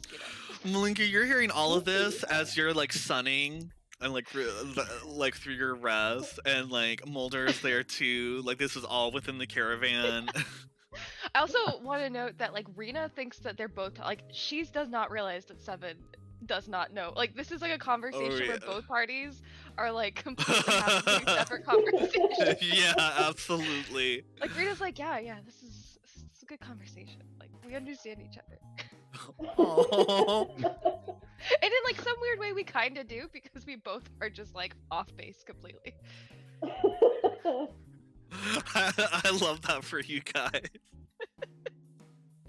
And like Rita then takes out her book, and it's like this one is like one that she brought, and it says something like the cover, it just says like something really lewd, like it's not like at all hiding it. And she's just like very. Ralphie goes, whoa.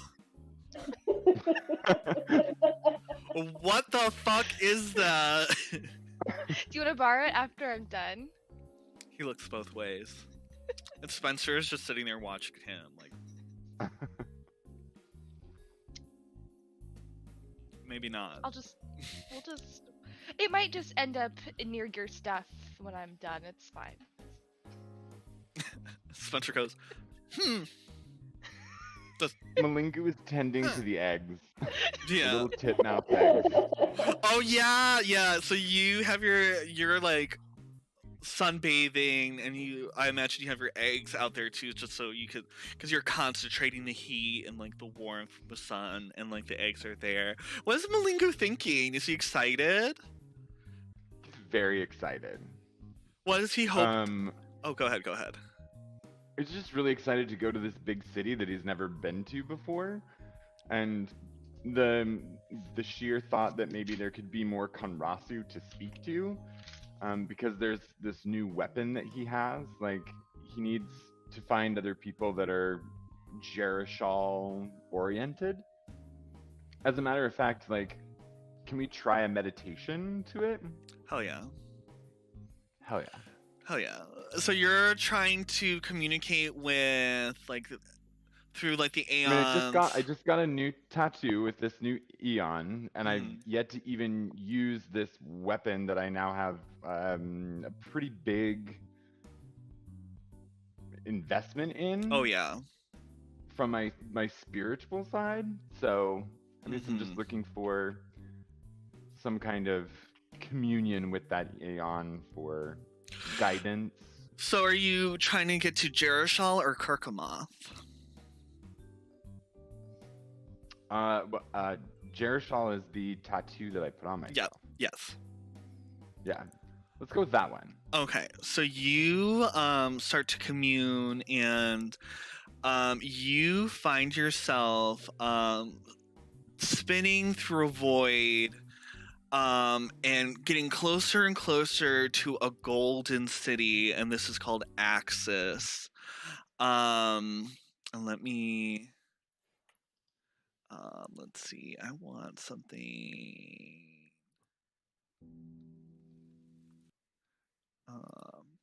And this will work.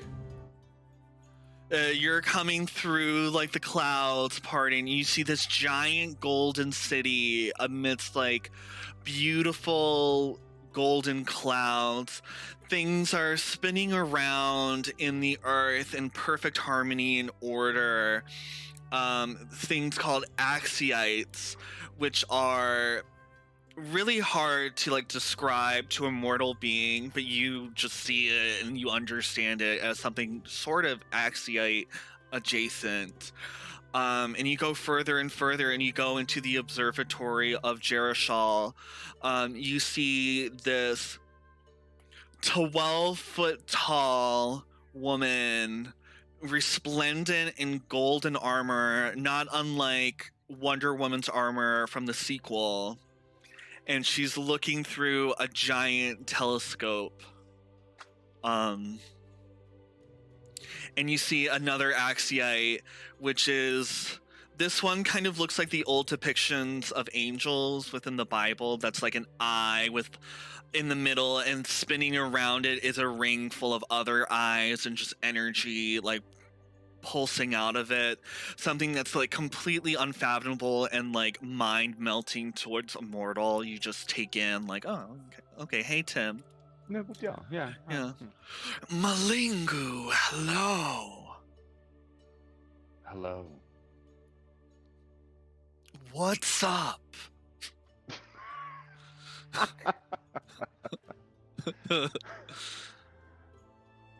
I finally found my crest, and I'm coming to you for direction. Oh, the crest. And you see another like bunch of Axiomites come and like, oh, and they look at you and just like, from the material plane, a crest. Oh, what is that made out of? Oh, we don't have those there. And they're all excited and buzzing with like thrilled. And you never seen this before, but Jerishal turns from her giant telescope, and everyone stops talking. And she goes, "What is that?" And she points towards your new weapon. Oh, I thought she was gonna be mad at the tattoo. Oh yeah, no, I don't think she's gonna be mad at the tattoo. No. I unsheath it and hold it out to her, and I say, "This was offered to me, and I'm connected to it." Do you know who gave that to you?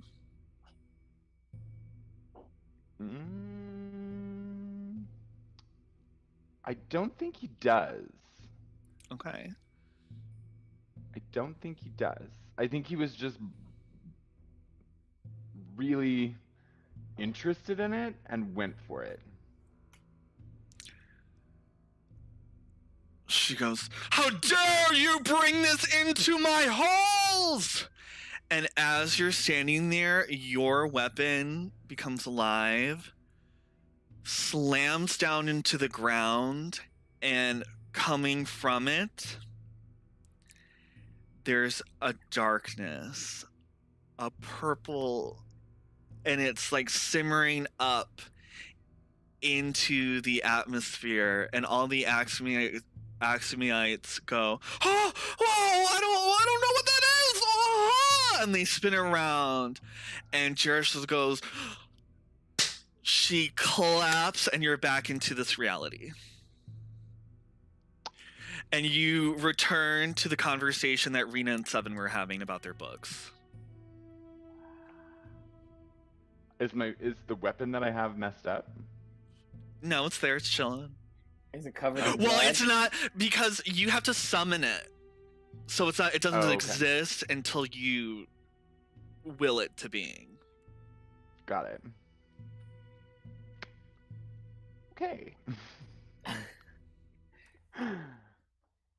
Okay. So how about that smut? Do you want to know?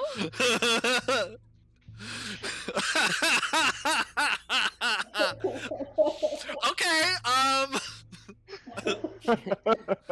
He's good at compartmentalizing. Yeah, Jesus. Arena just like goes off into like long like, so this is like an enemies to lover one, and Let's. What faces do all the characters make as she's describing this? Like and this is like the lewdest one, right? this is one of her looter ones. So she's like, and then then they like, and then then there's like lots of butt stuff for sure.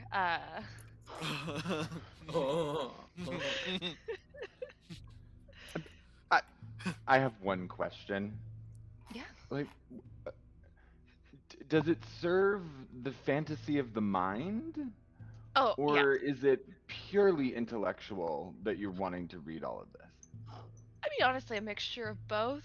I like to think of myself as an intellectual. I do look for ones that have good writing. Some of them you just throw out there and then, they just, it's not well written. So it's a little bit of both. I like to think of it as something that stimulates the mind and stimulates other places.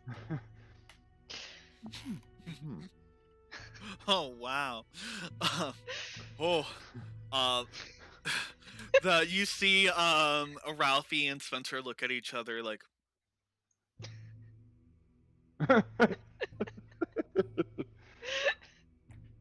We Kenrasu don't fornicate like you. We're born of shards.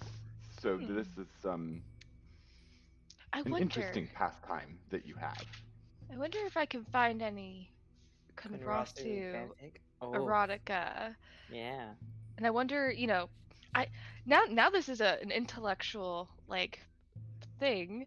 I wonder if it's like written, from the perspective of someone who would have been like, who is a Kenrasu, or is someone just speculating. And I wonder if there's a market out there for like Kenrasu erotica that is stimulating to Kenrasu. She goes on. It would span multiple planes of existence. I mean, there's so much you could do there. If this doesn't work out, you and I can maybe go into the book writing business. You can figure out how to corner that market. How to channel it. Yeah. Absolutely. We have to find more Kanrasu first. Now we have one more thing to add to that list of why we need to find more Konrasu. Oh my god. I love that. I really hope. I really hope that. Hi, I'm Rena. Nice to meet you, Konrasu.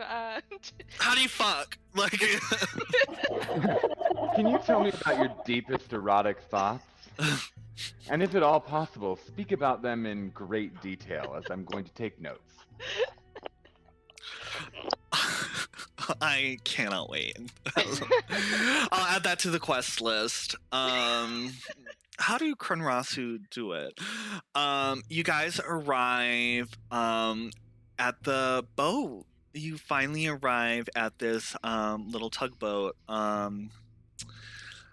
And you guys are standing in line waiting. You see like the ticketing booth, and you see a lot of people with their luggage and things like that. Can you do a perception check for me, y'all?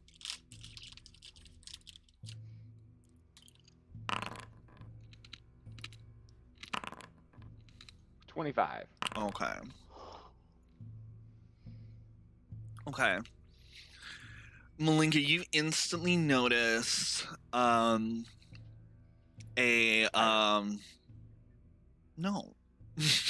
You instantly notice this automation, or automaton, I should say. They are made out of what seems to be ivory with some like mechanical like muscle or something connecting each of the disparate parts, and this ivory is painted to look like porcelain.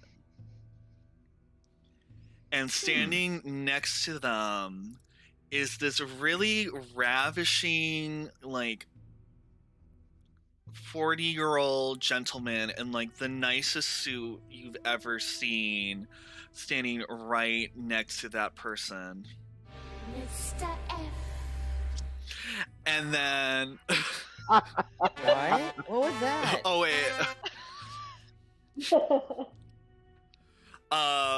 Standing right next to that person. Let's see who else rolled. Rena, you noticed a people carrying a casket very like gingerly, but it's not nailed down, and they also have like a tarp over it as they're carrying it into the boat. Let's see, who else? 7.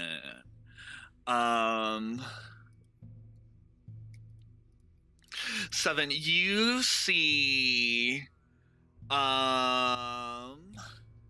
this little halfling who's wearing nothing but purple board the ship, and as he's boarding, he has a little like glass of something purple, and he's dipping his ticket into it, which is just like a plain white ticket, and he's just dipping it into this purple juice, and then he makes eye contact with you and you look away. It's like a really intense stare as you like make eye contact, and then it's like broke, and he's gone by the time someone walks past.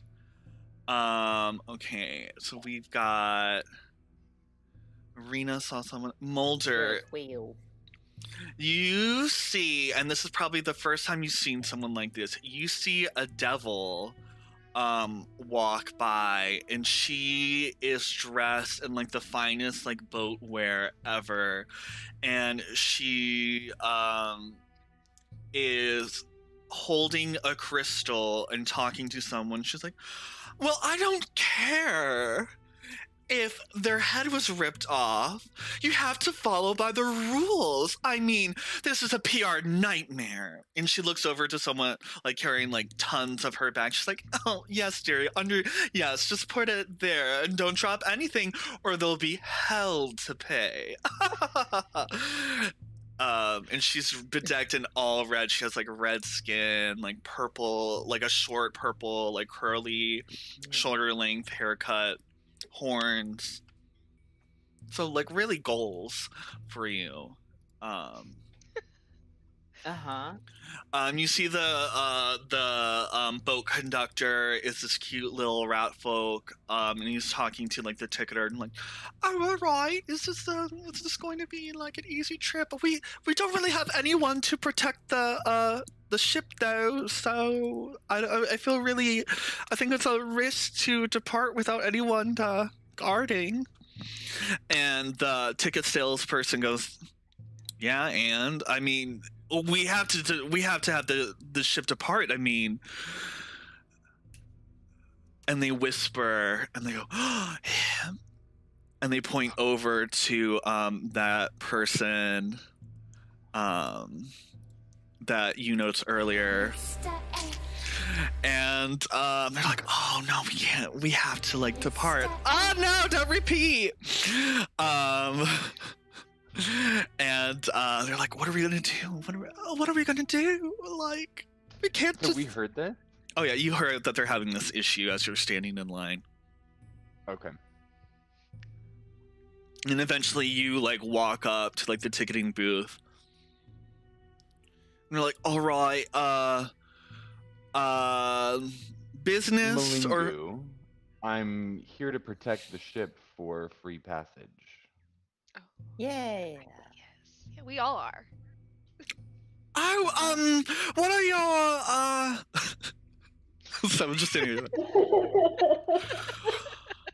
Oh, what are your credentials? I mean, Rita We're just takes out Pathfinder. her warhammer.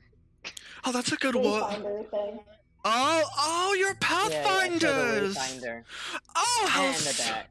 how serendipitous! This is great. Oh, jolly good. Yeah, we could exchange free travel for some seats.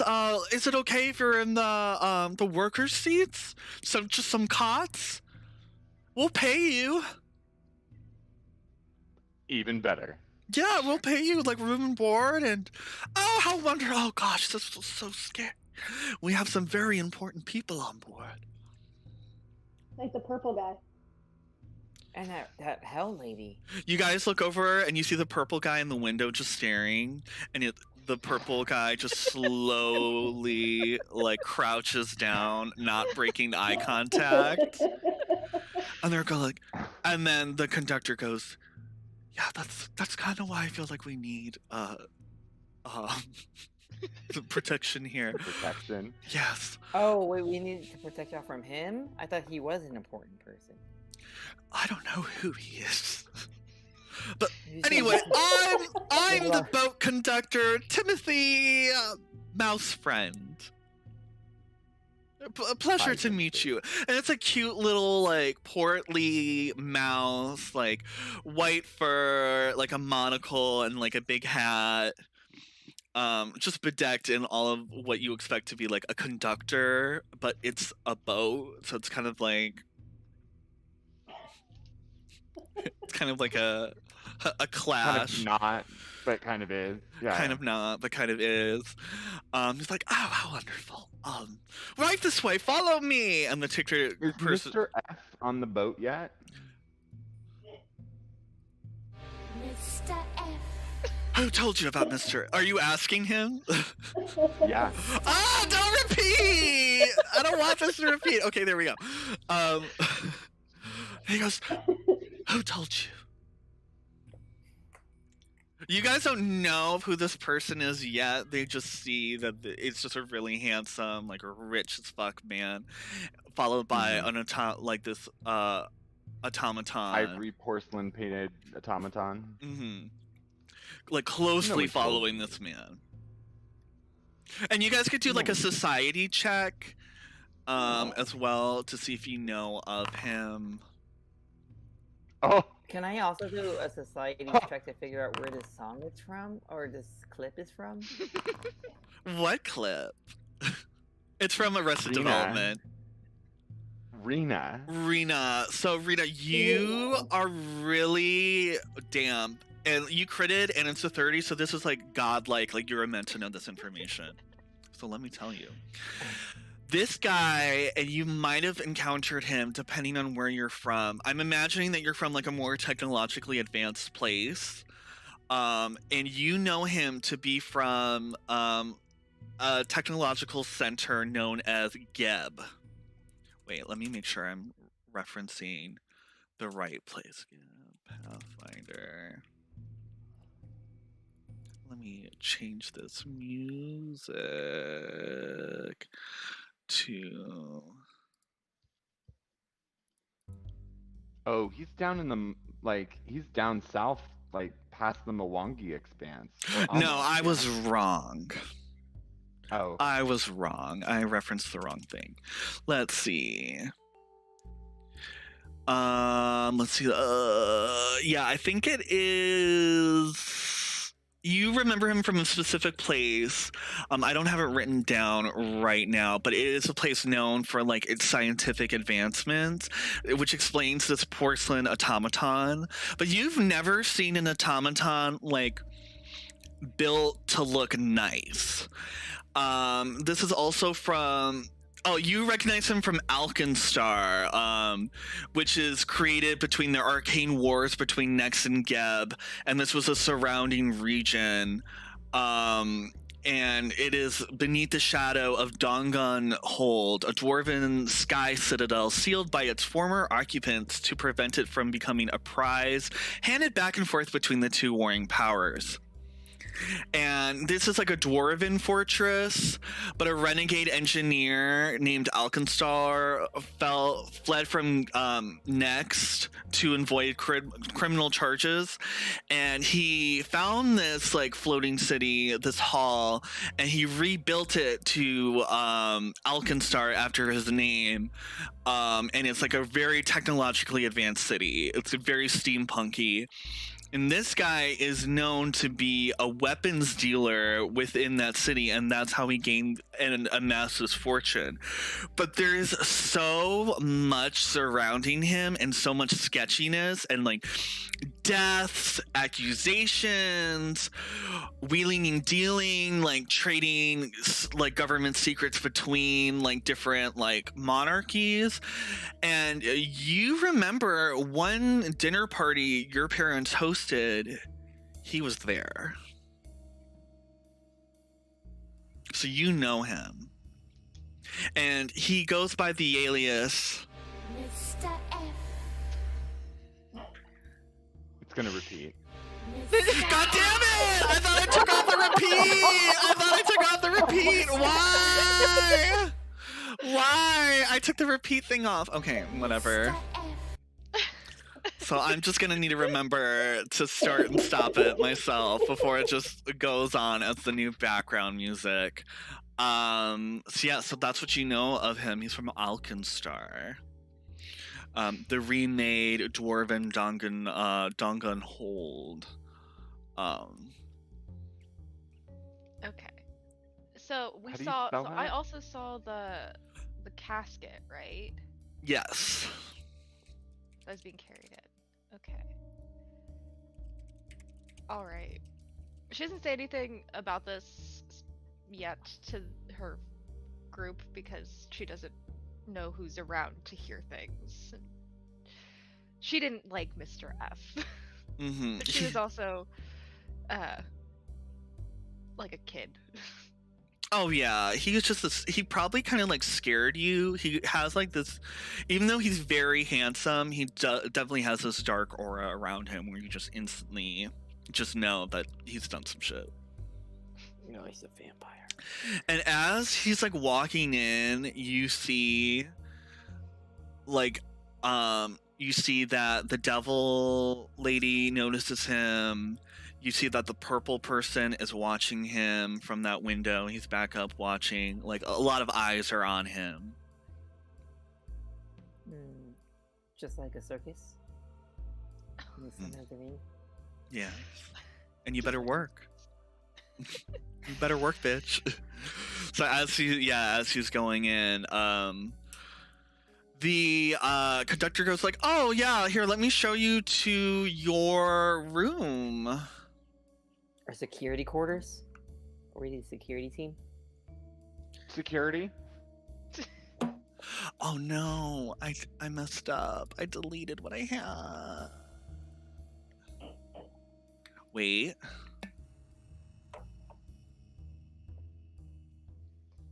There we go. So I need a... So let's see, and then you should be seeing pure blackness, pure darkness. That is correct. And then bloop, bloop, bloop. Who am I missing? I got Malingo, I got Seven, I got Rowena. I think I got all of you. Except Bove. And Scully. Cool. Oop. Oop. Oop. All right, so these are the rooms. Yeah, so please take your choice of cots. And I will bring down dinner shortly. It's okay if you eat down here. All the employees like to eat together down here, and not really. But you're free to fraternize with the other guests, as long as you're maintaining a secure perimeter around the ship. Do you have any questions? What's that coal thingy? What? The coal thingy. Huh? What? Oh, the coal The thing. furnace. Yeah, that's the furnace. We have a lizard man, tossing in the coal in there, on and off. But if you'd like to help him, I'm sure he would love a break. I think he's doing a really good job. Yes. Well, he hasn't started yet, so I don't know how you would know that. But I just like to agree to keep things copacetic. I just like to speculate on people's ability to do their job. Oh yes, I'm sure that's a very useful information. But let me show you the rest of the ship. And you guys look around the ship. He's like, usually I'm in the captain's quarters at the top, but we have a very important passenger with us today, so I'm actually going to be staying in bedroom A1. Not to be confused with the steak sauce. I got jokes too. Yeah. Where are the parts of the ship that are most vulnerable? Well, would it be called an udder? No. Why would I A think rudder. that? A rudder, The not an rudder? udder. Y'all, I don't know things. I don't know if you've noticed this, but there's a lot of gaps in my knowledge. Yes, the rudder. You would want to protect the rudders at all costs, but other than that, make sure that the smoke is able to escape from these pipes up front, because that would be a health hazard. And the engine room, of course, in the middle over here. And of course, to protect our very precious cargo, our passengers. And you guys see, as he's giving you the tour, that some of the workers, one of them being the muscled lizard man that you heard about earlier, carrying the casket into one of these rooms, very carefully, and the other, let's say he's a hobgoblin carrying the casket, goes and he makes sure that the tarp doesn't fall off of it, and he's like, we can't have that, as they carry it into a bedroom. And if you want to make an occult check, you totally may. Yeah, Whitetail. I can. Oh, why am I on Bove? You might have had him clicked. Ooh, Mulder, you just know instantly vampire. I knew it. Yeah. Yeah, vampire. And then yeah. And you go through the room. As you're going through, you also see our favorite. Mr. F. And he's being obviously followed by his guard, and he stands there, and there's kind of like an impasse being like, who's gonna like move first? And the automaton like stands in front of him and goes like, make way, or I'll make you make way.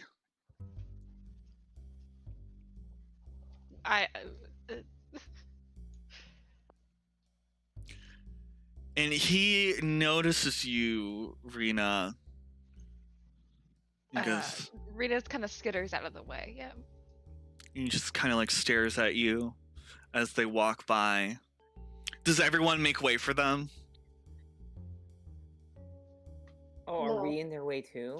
Mm-hmm. Oh yeah, you're all in the way, and like Captain Mouse Friend like completely like goes up against like the wall and tries to make himself as flat as possible. Yeah, I'll move out Make of the way, way. make way. Yeah. I'll go to my cot. 7, do you make way? No.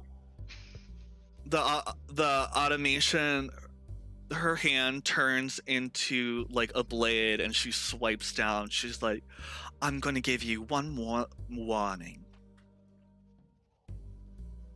Like, go around. We don't Go around. go Rude. around. You're being rude. That's rude. You're rude. Mr. F laughs like, I'll remember you. And Nice to meet you. do an athletics check. Please, 7. Ha! You're thrown off the boat. This What? this automaton fucking picks you up and just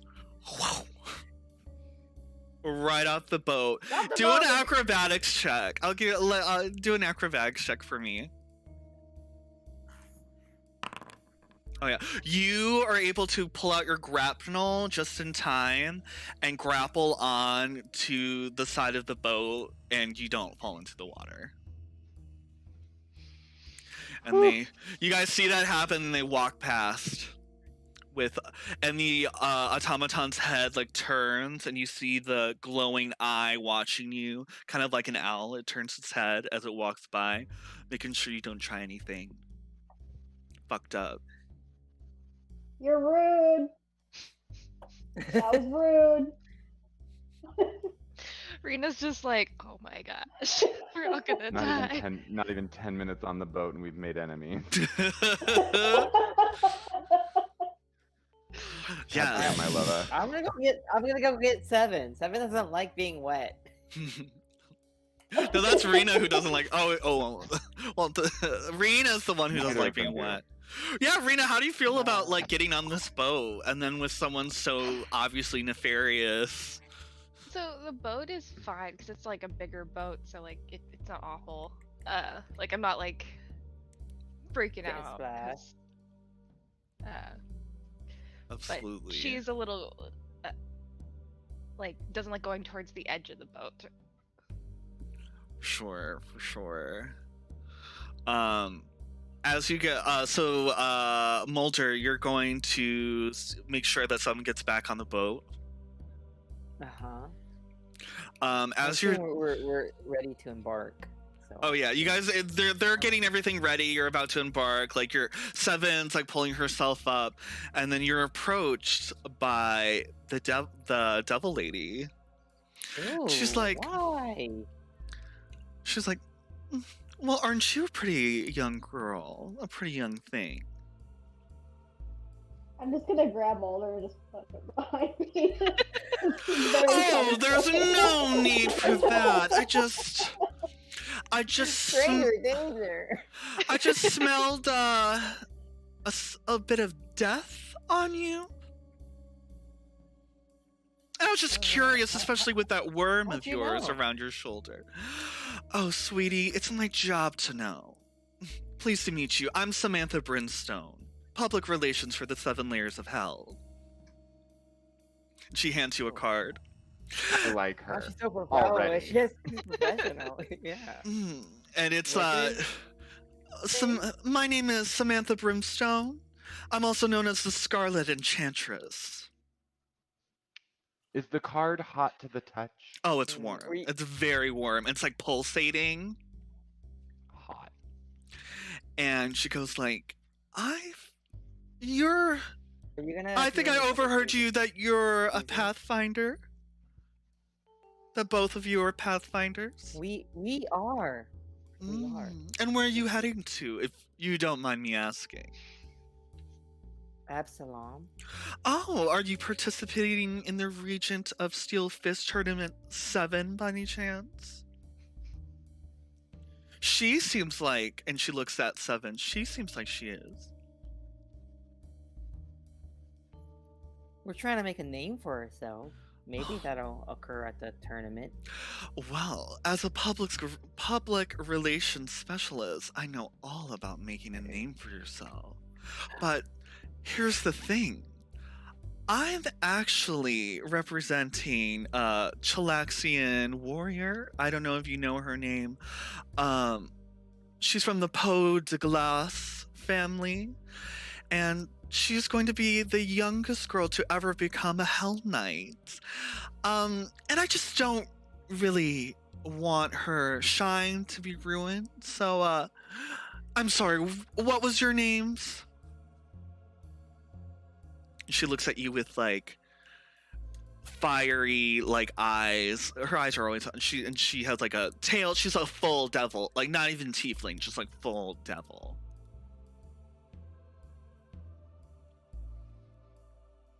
I'm Mulder. Mm. This is my friend. I don't think she wants to tell you. Mm. My name is Seven, and I've never heard of your client. You can't be very good at what you do. Mm. You will hear You know of what her. Chilaxian is? What's Yeah, a you can Chilaxian? you can roll a society check. 7 got an operating like update or something. It's Just the shit stirring. algae. It's the algae. Yeah. Yeah. It's the emotionally unaware. I have no idea what I'm doing. So with that 30, you know like everything about Chelax. They're a nation, a really cosmopolitan nation that is built on the backs of like oppression, and there's such a huge gap between like the haves and the have-nots. And they also broker deals with devils and demons to supplement their armies. And they also create something called a Hell Knight, which is people who are able to beat a demon in battle. They're able to absorb some of their like energy to become a demon, like half demon, a devil man per se. And she goes, if you haven't heard of her, you're just probably just an idiot. Anyway, you will know of Excellent her comeback. because Excellent comeback, Sam. you will lose to her and you will never forget her name. And I just wanted to tell you to not get your hopes up. But you, darling, and she looks back at Mulder, if you're ever looking for a change in management, and she looks at Scully, I'm just a signature away.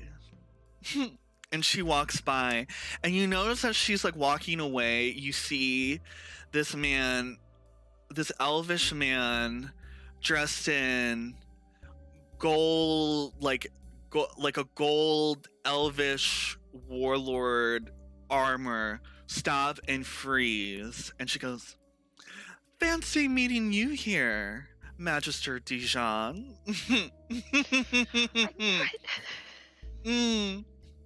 And she walks back, and he just blanches and scurries to his first classroom. Oh my god. Is Professor Plum and Miss White here too? You've already met them. The purple guy. Oh my god, this is blue! Purple guy. Same. Mr. They're F. burning all over my face. I was so mad. Just hot flashes, fire, just all over my face. Yeah, I watched it for this. I rewatched it because I was like, oh, Grant loves this movie. I need to watch it, and I need to watch it for this. So yeah, you have I love Clue. you have met the players of this game, and with that, we're gonna close out the session for today. What will happen? You just started the Clue game! Sorry, Oh, who's we're that? hitting up against time, and I am not prepared yet. I'm like, I have the characters, I have the whole idea, but there's a reason why I labeled all these. So I need to set that up a little bit more. But I hope you guys had fun. I hope this was a fun little like roleplay heavy game session today, and I hope you enjoyed that. And next time we're gonna see what happens. Is there gonna be a murder? Who's gonna do it if there is? Not saying that's gonna happen. And who is this character that goes by? Mr. F. Find out more next time on Pathfinder Society, the Sellen River mystery story arc. I hope this is like one of the characters is played by Gal Gadot. And this is Death on the Nile, that terrible movie that just came out. I didn't watch it. I heard only like 2 people were good in that movie, and I'm like, I've got too much reality TV to watch. So let's see, who are we gonna raid today?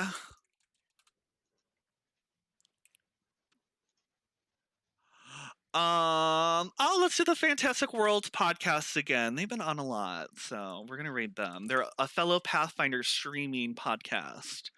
Let's see, Fantastic Worlds pod.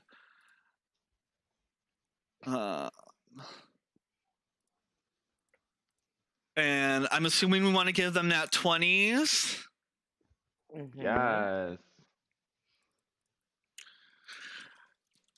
20s all day, fam. I feel like I'm like now stalking them because I've rated them twice in one weekend, but whatever. But anyway, if anyone's still watching, tune in next week, and we'll be playing our Strength of Thousands campaign. And tune in again 2 weeks from now to find out more about this mystery. Ooh. Say bye, fellow streamers. Bye-bye. Bye, chat.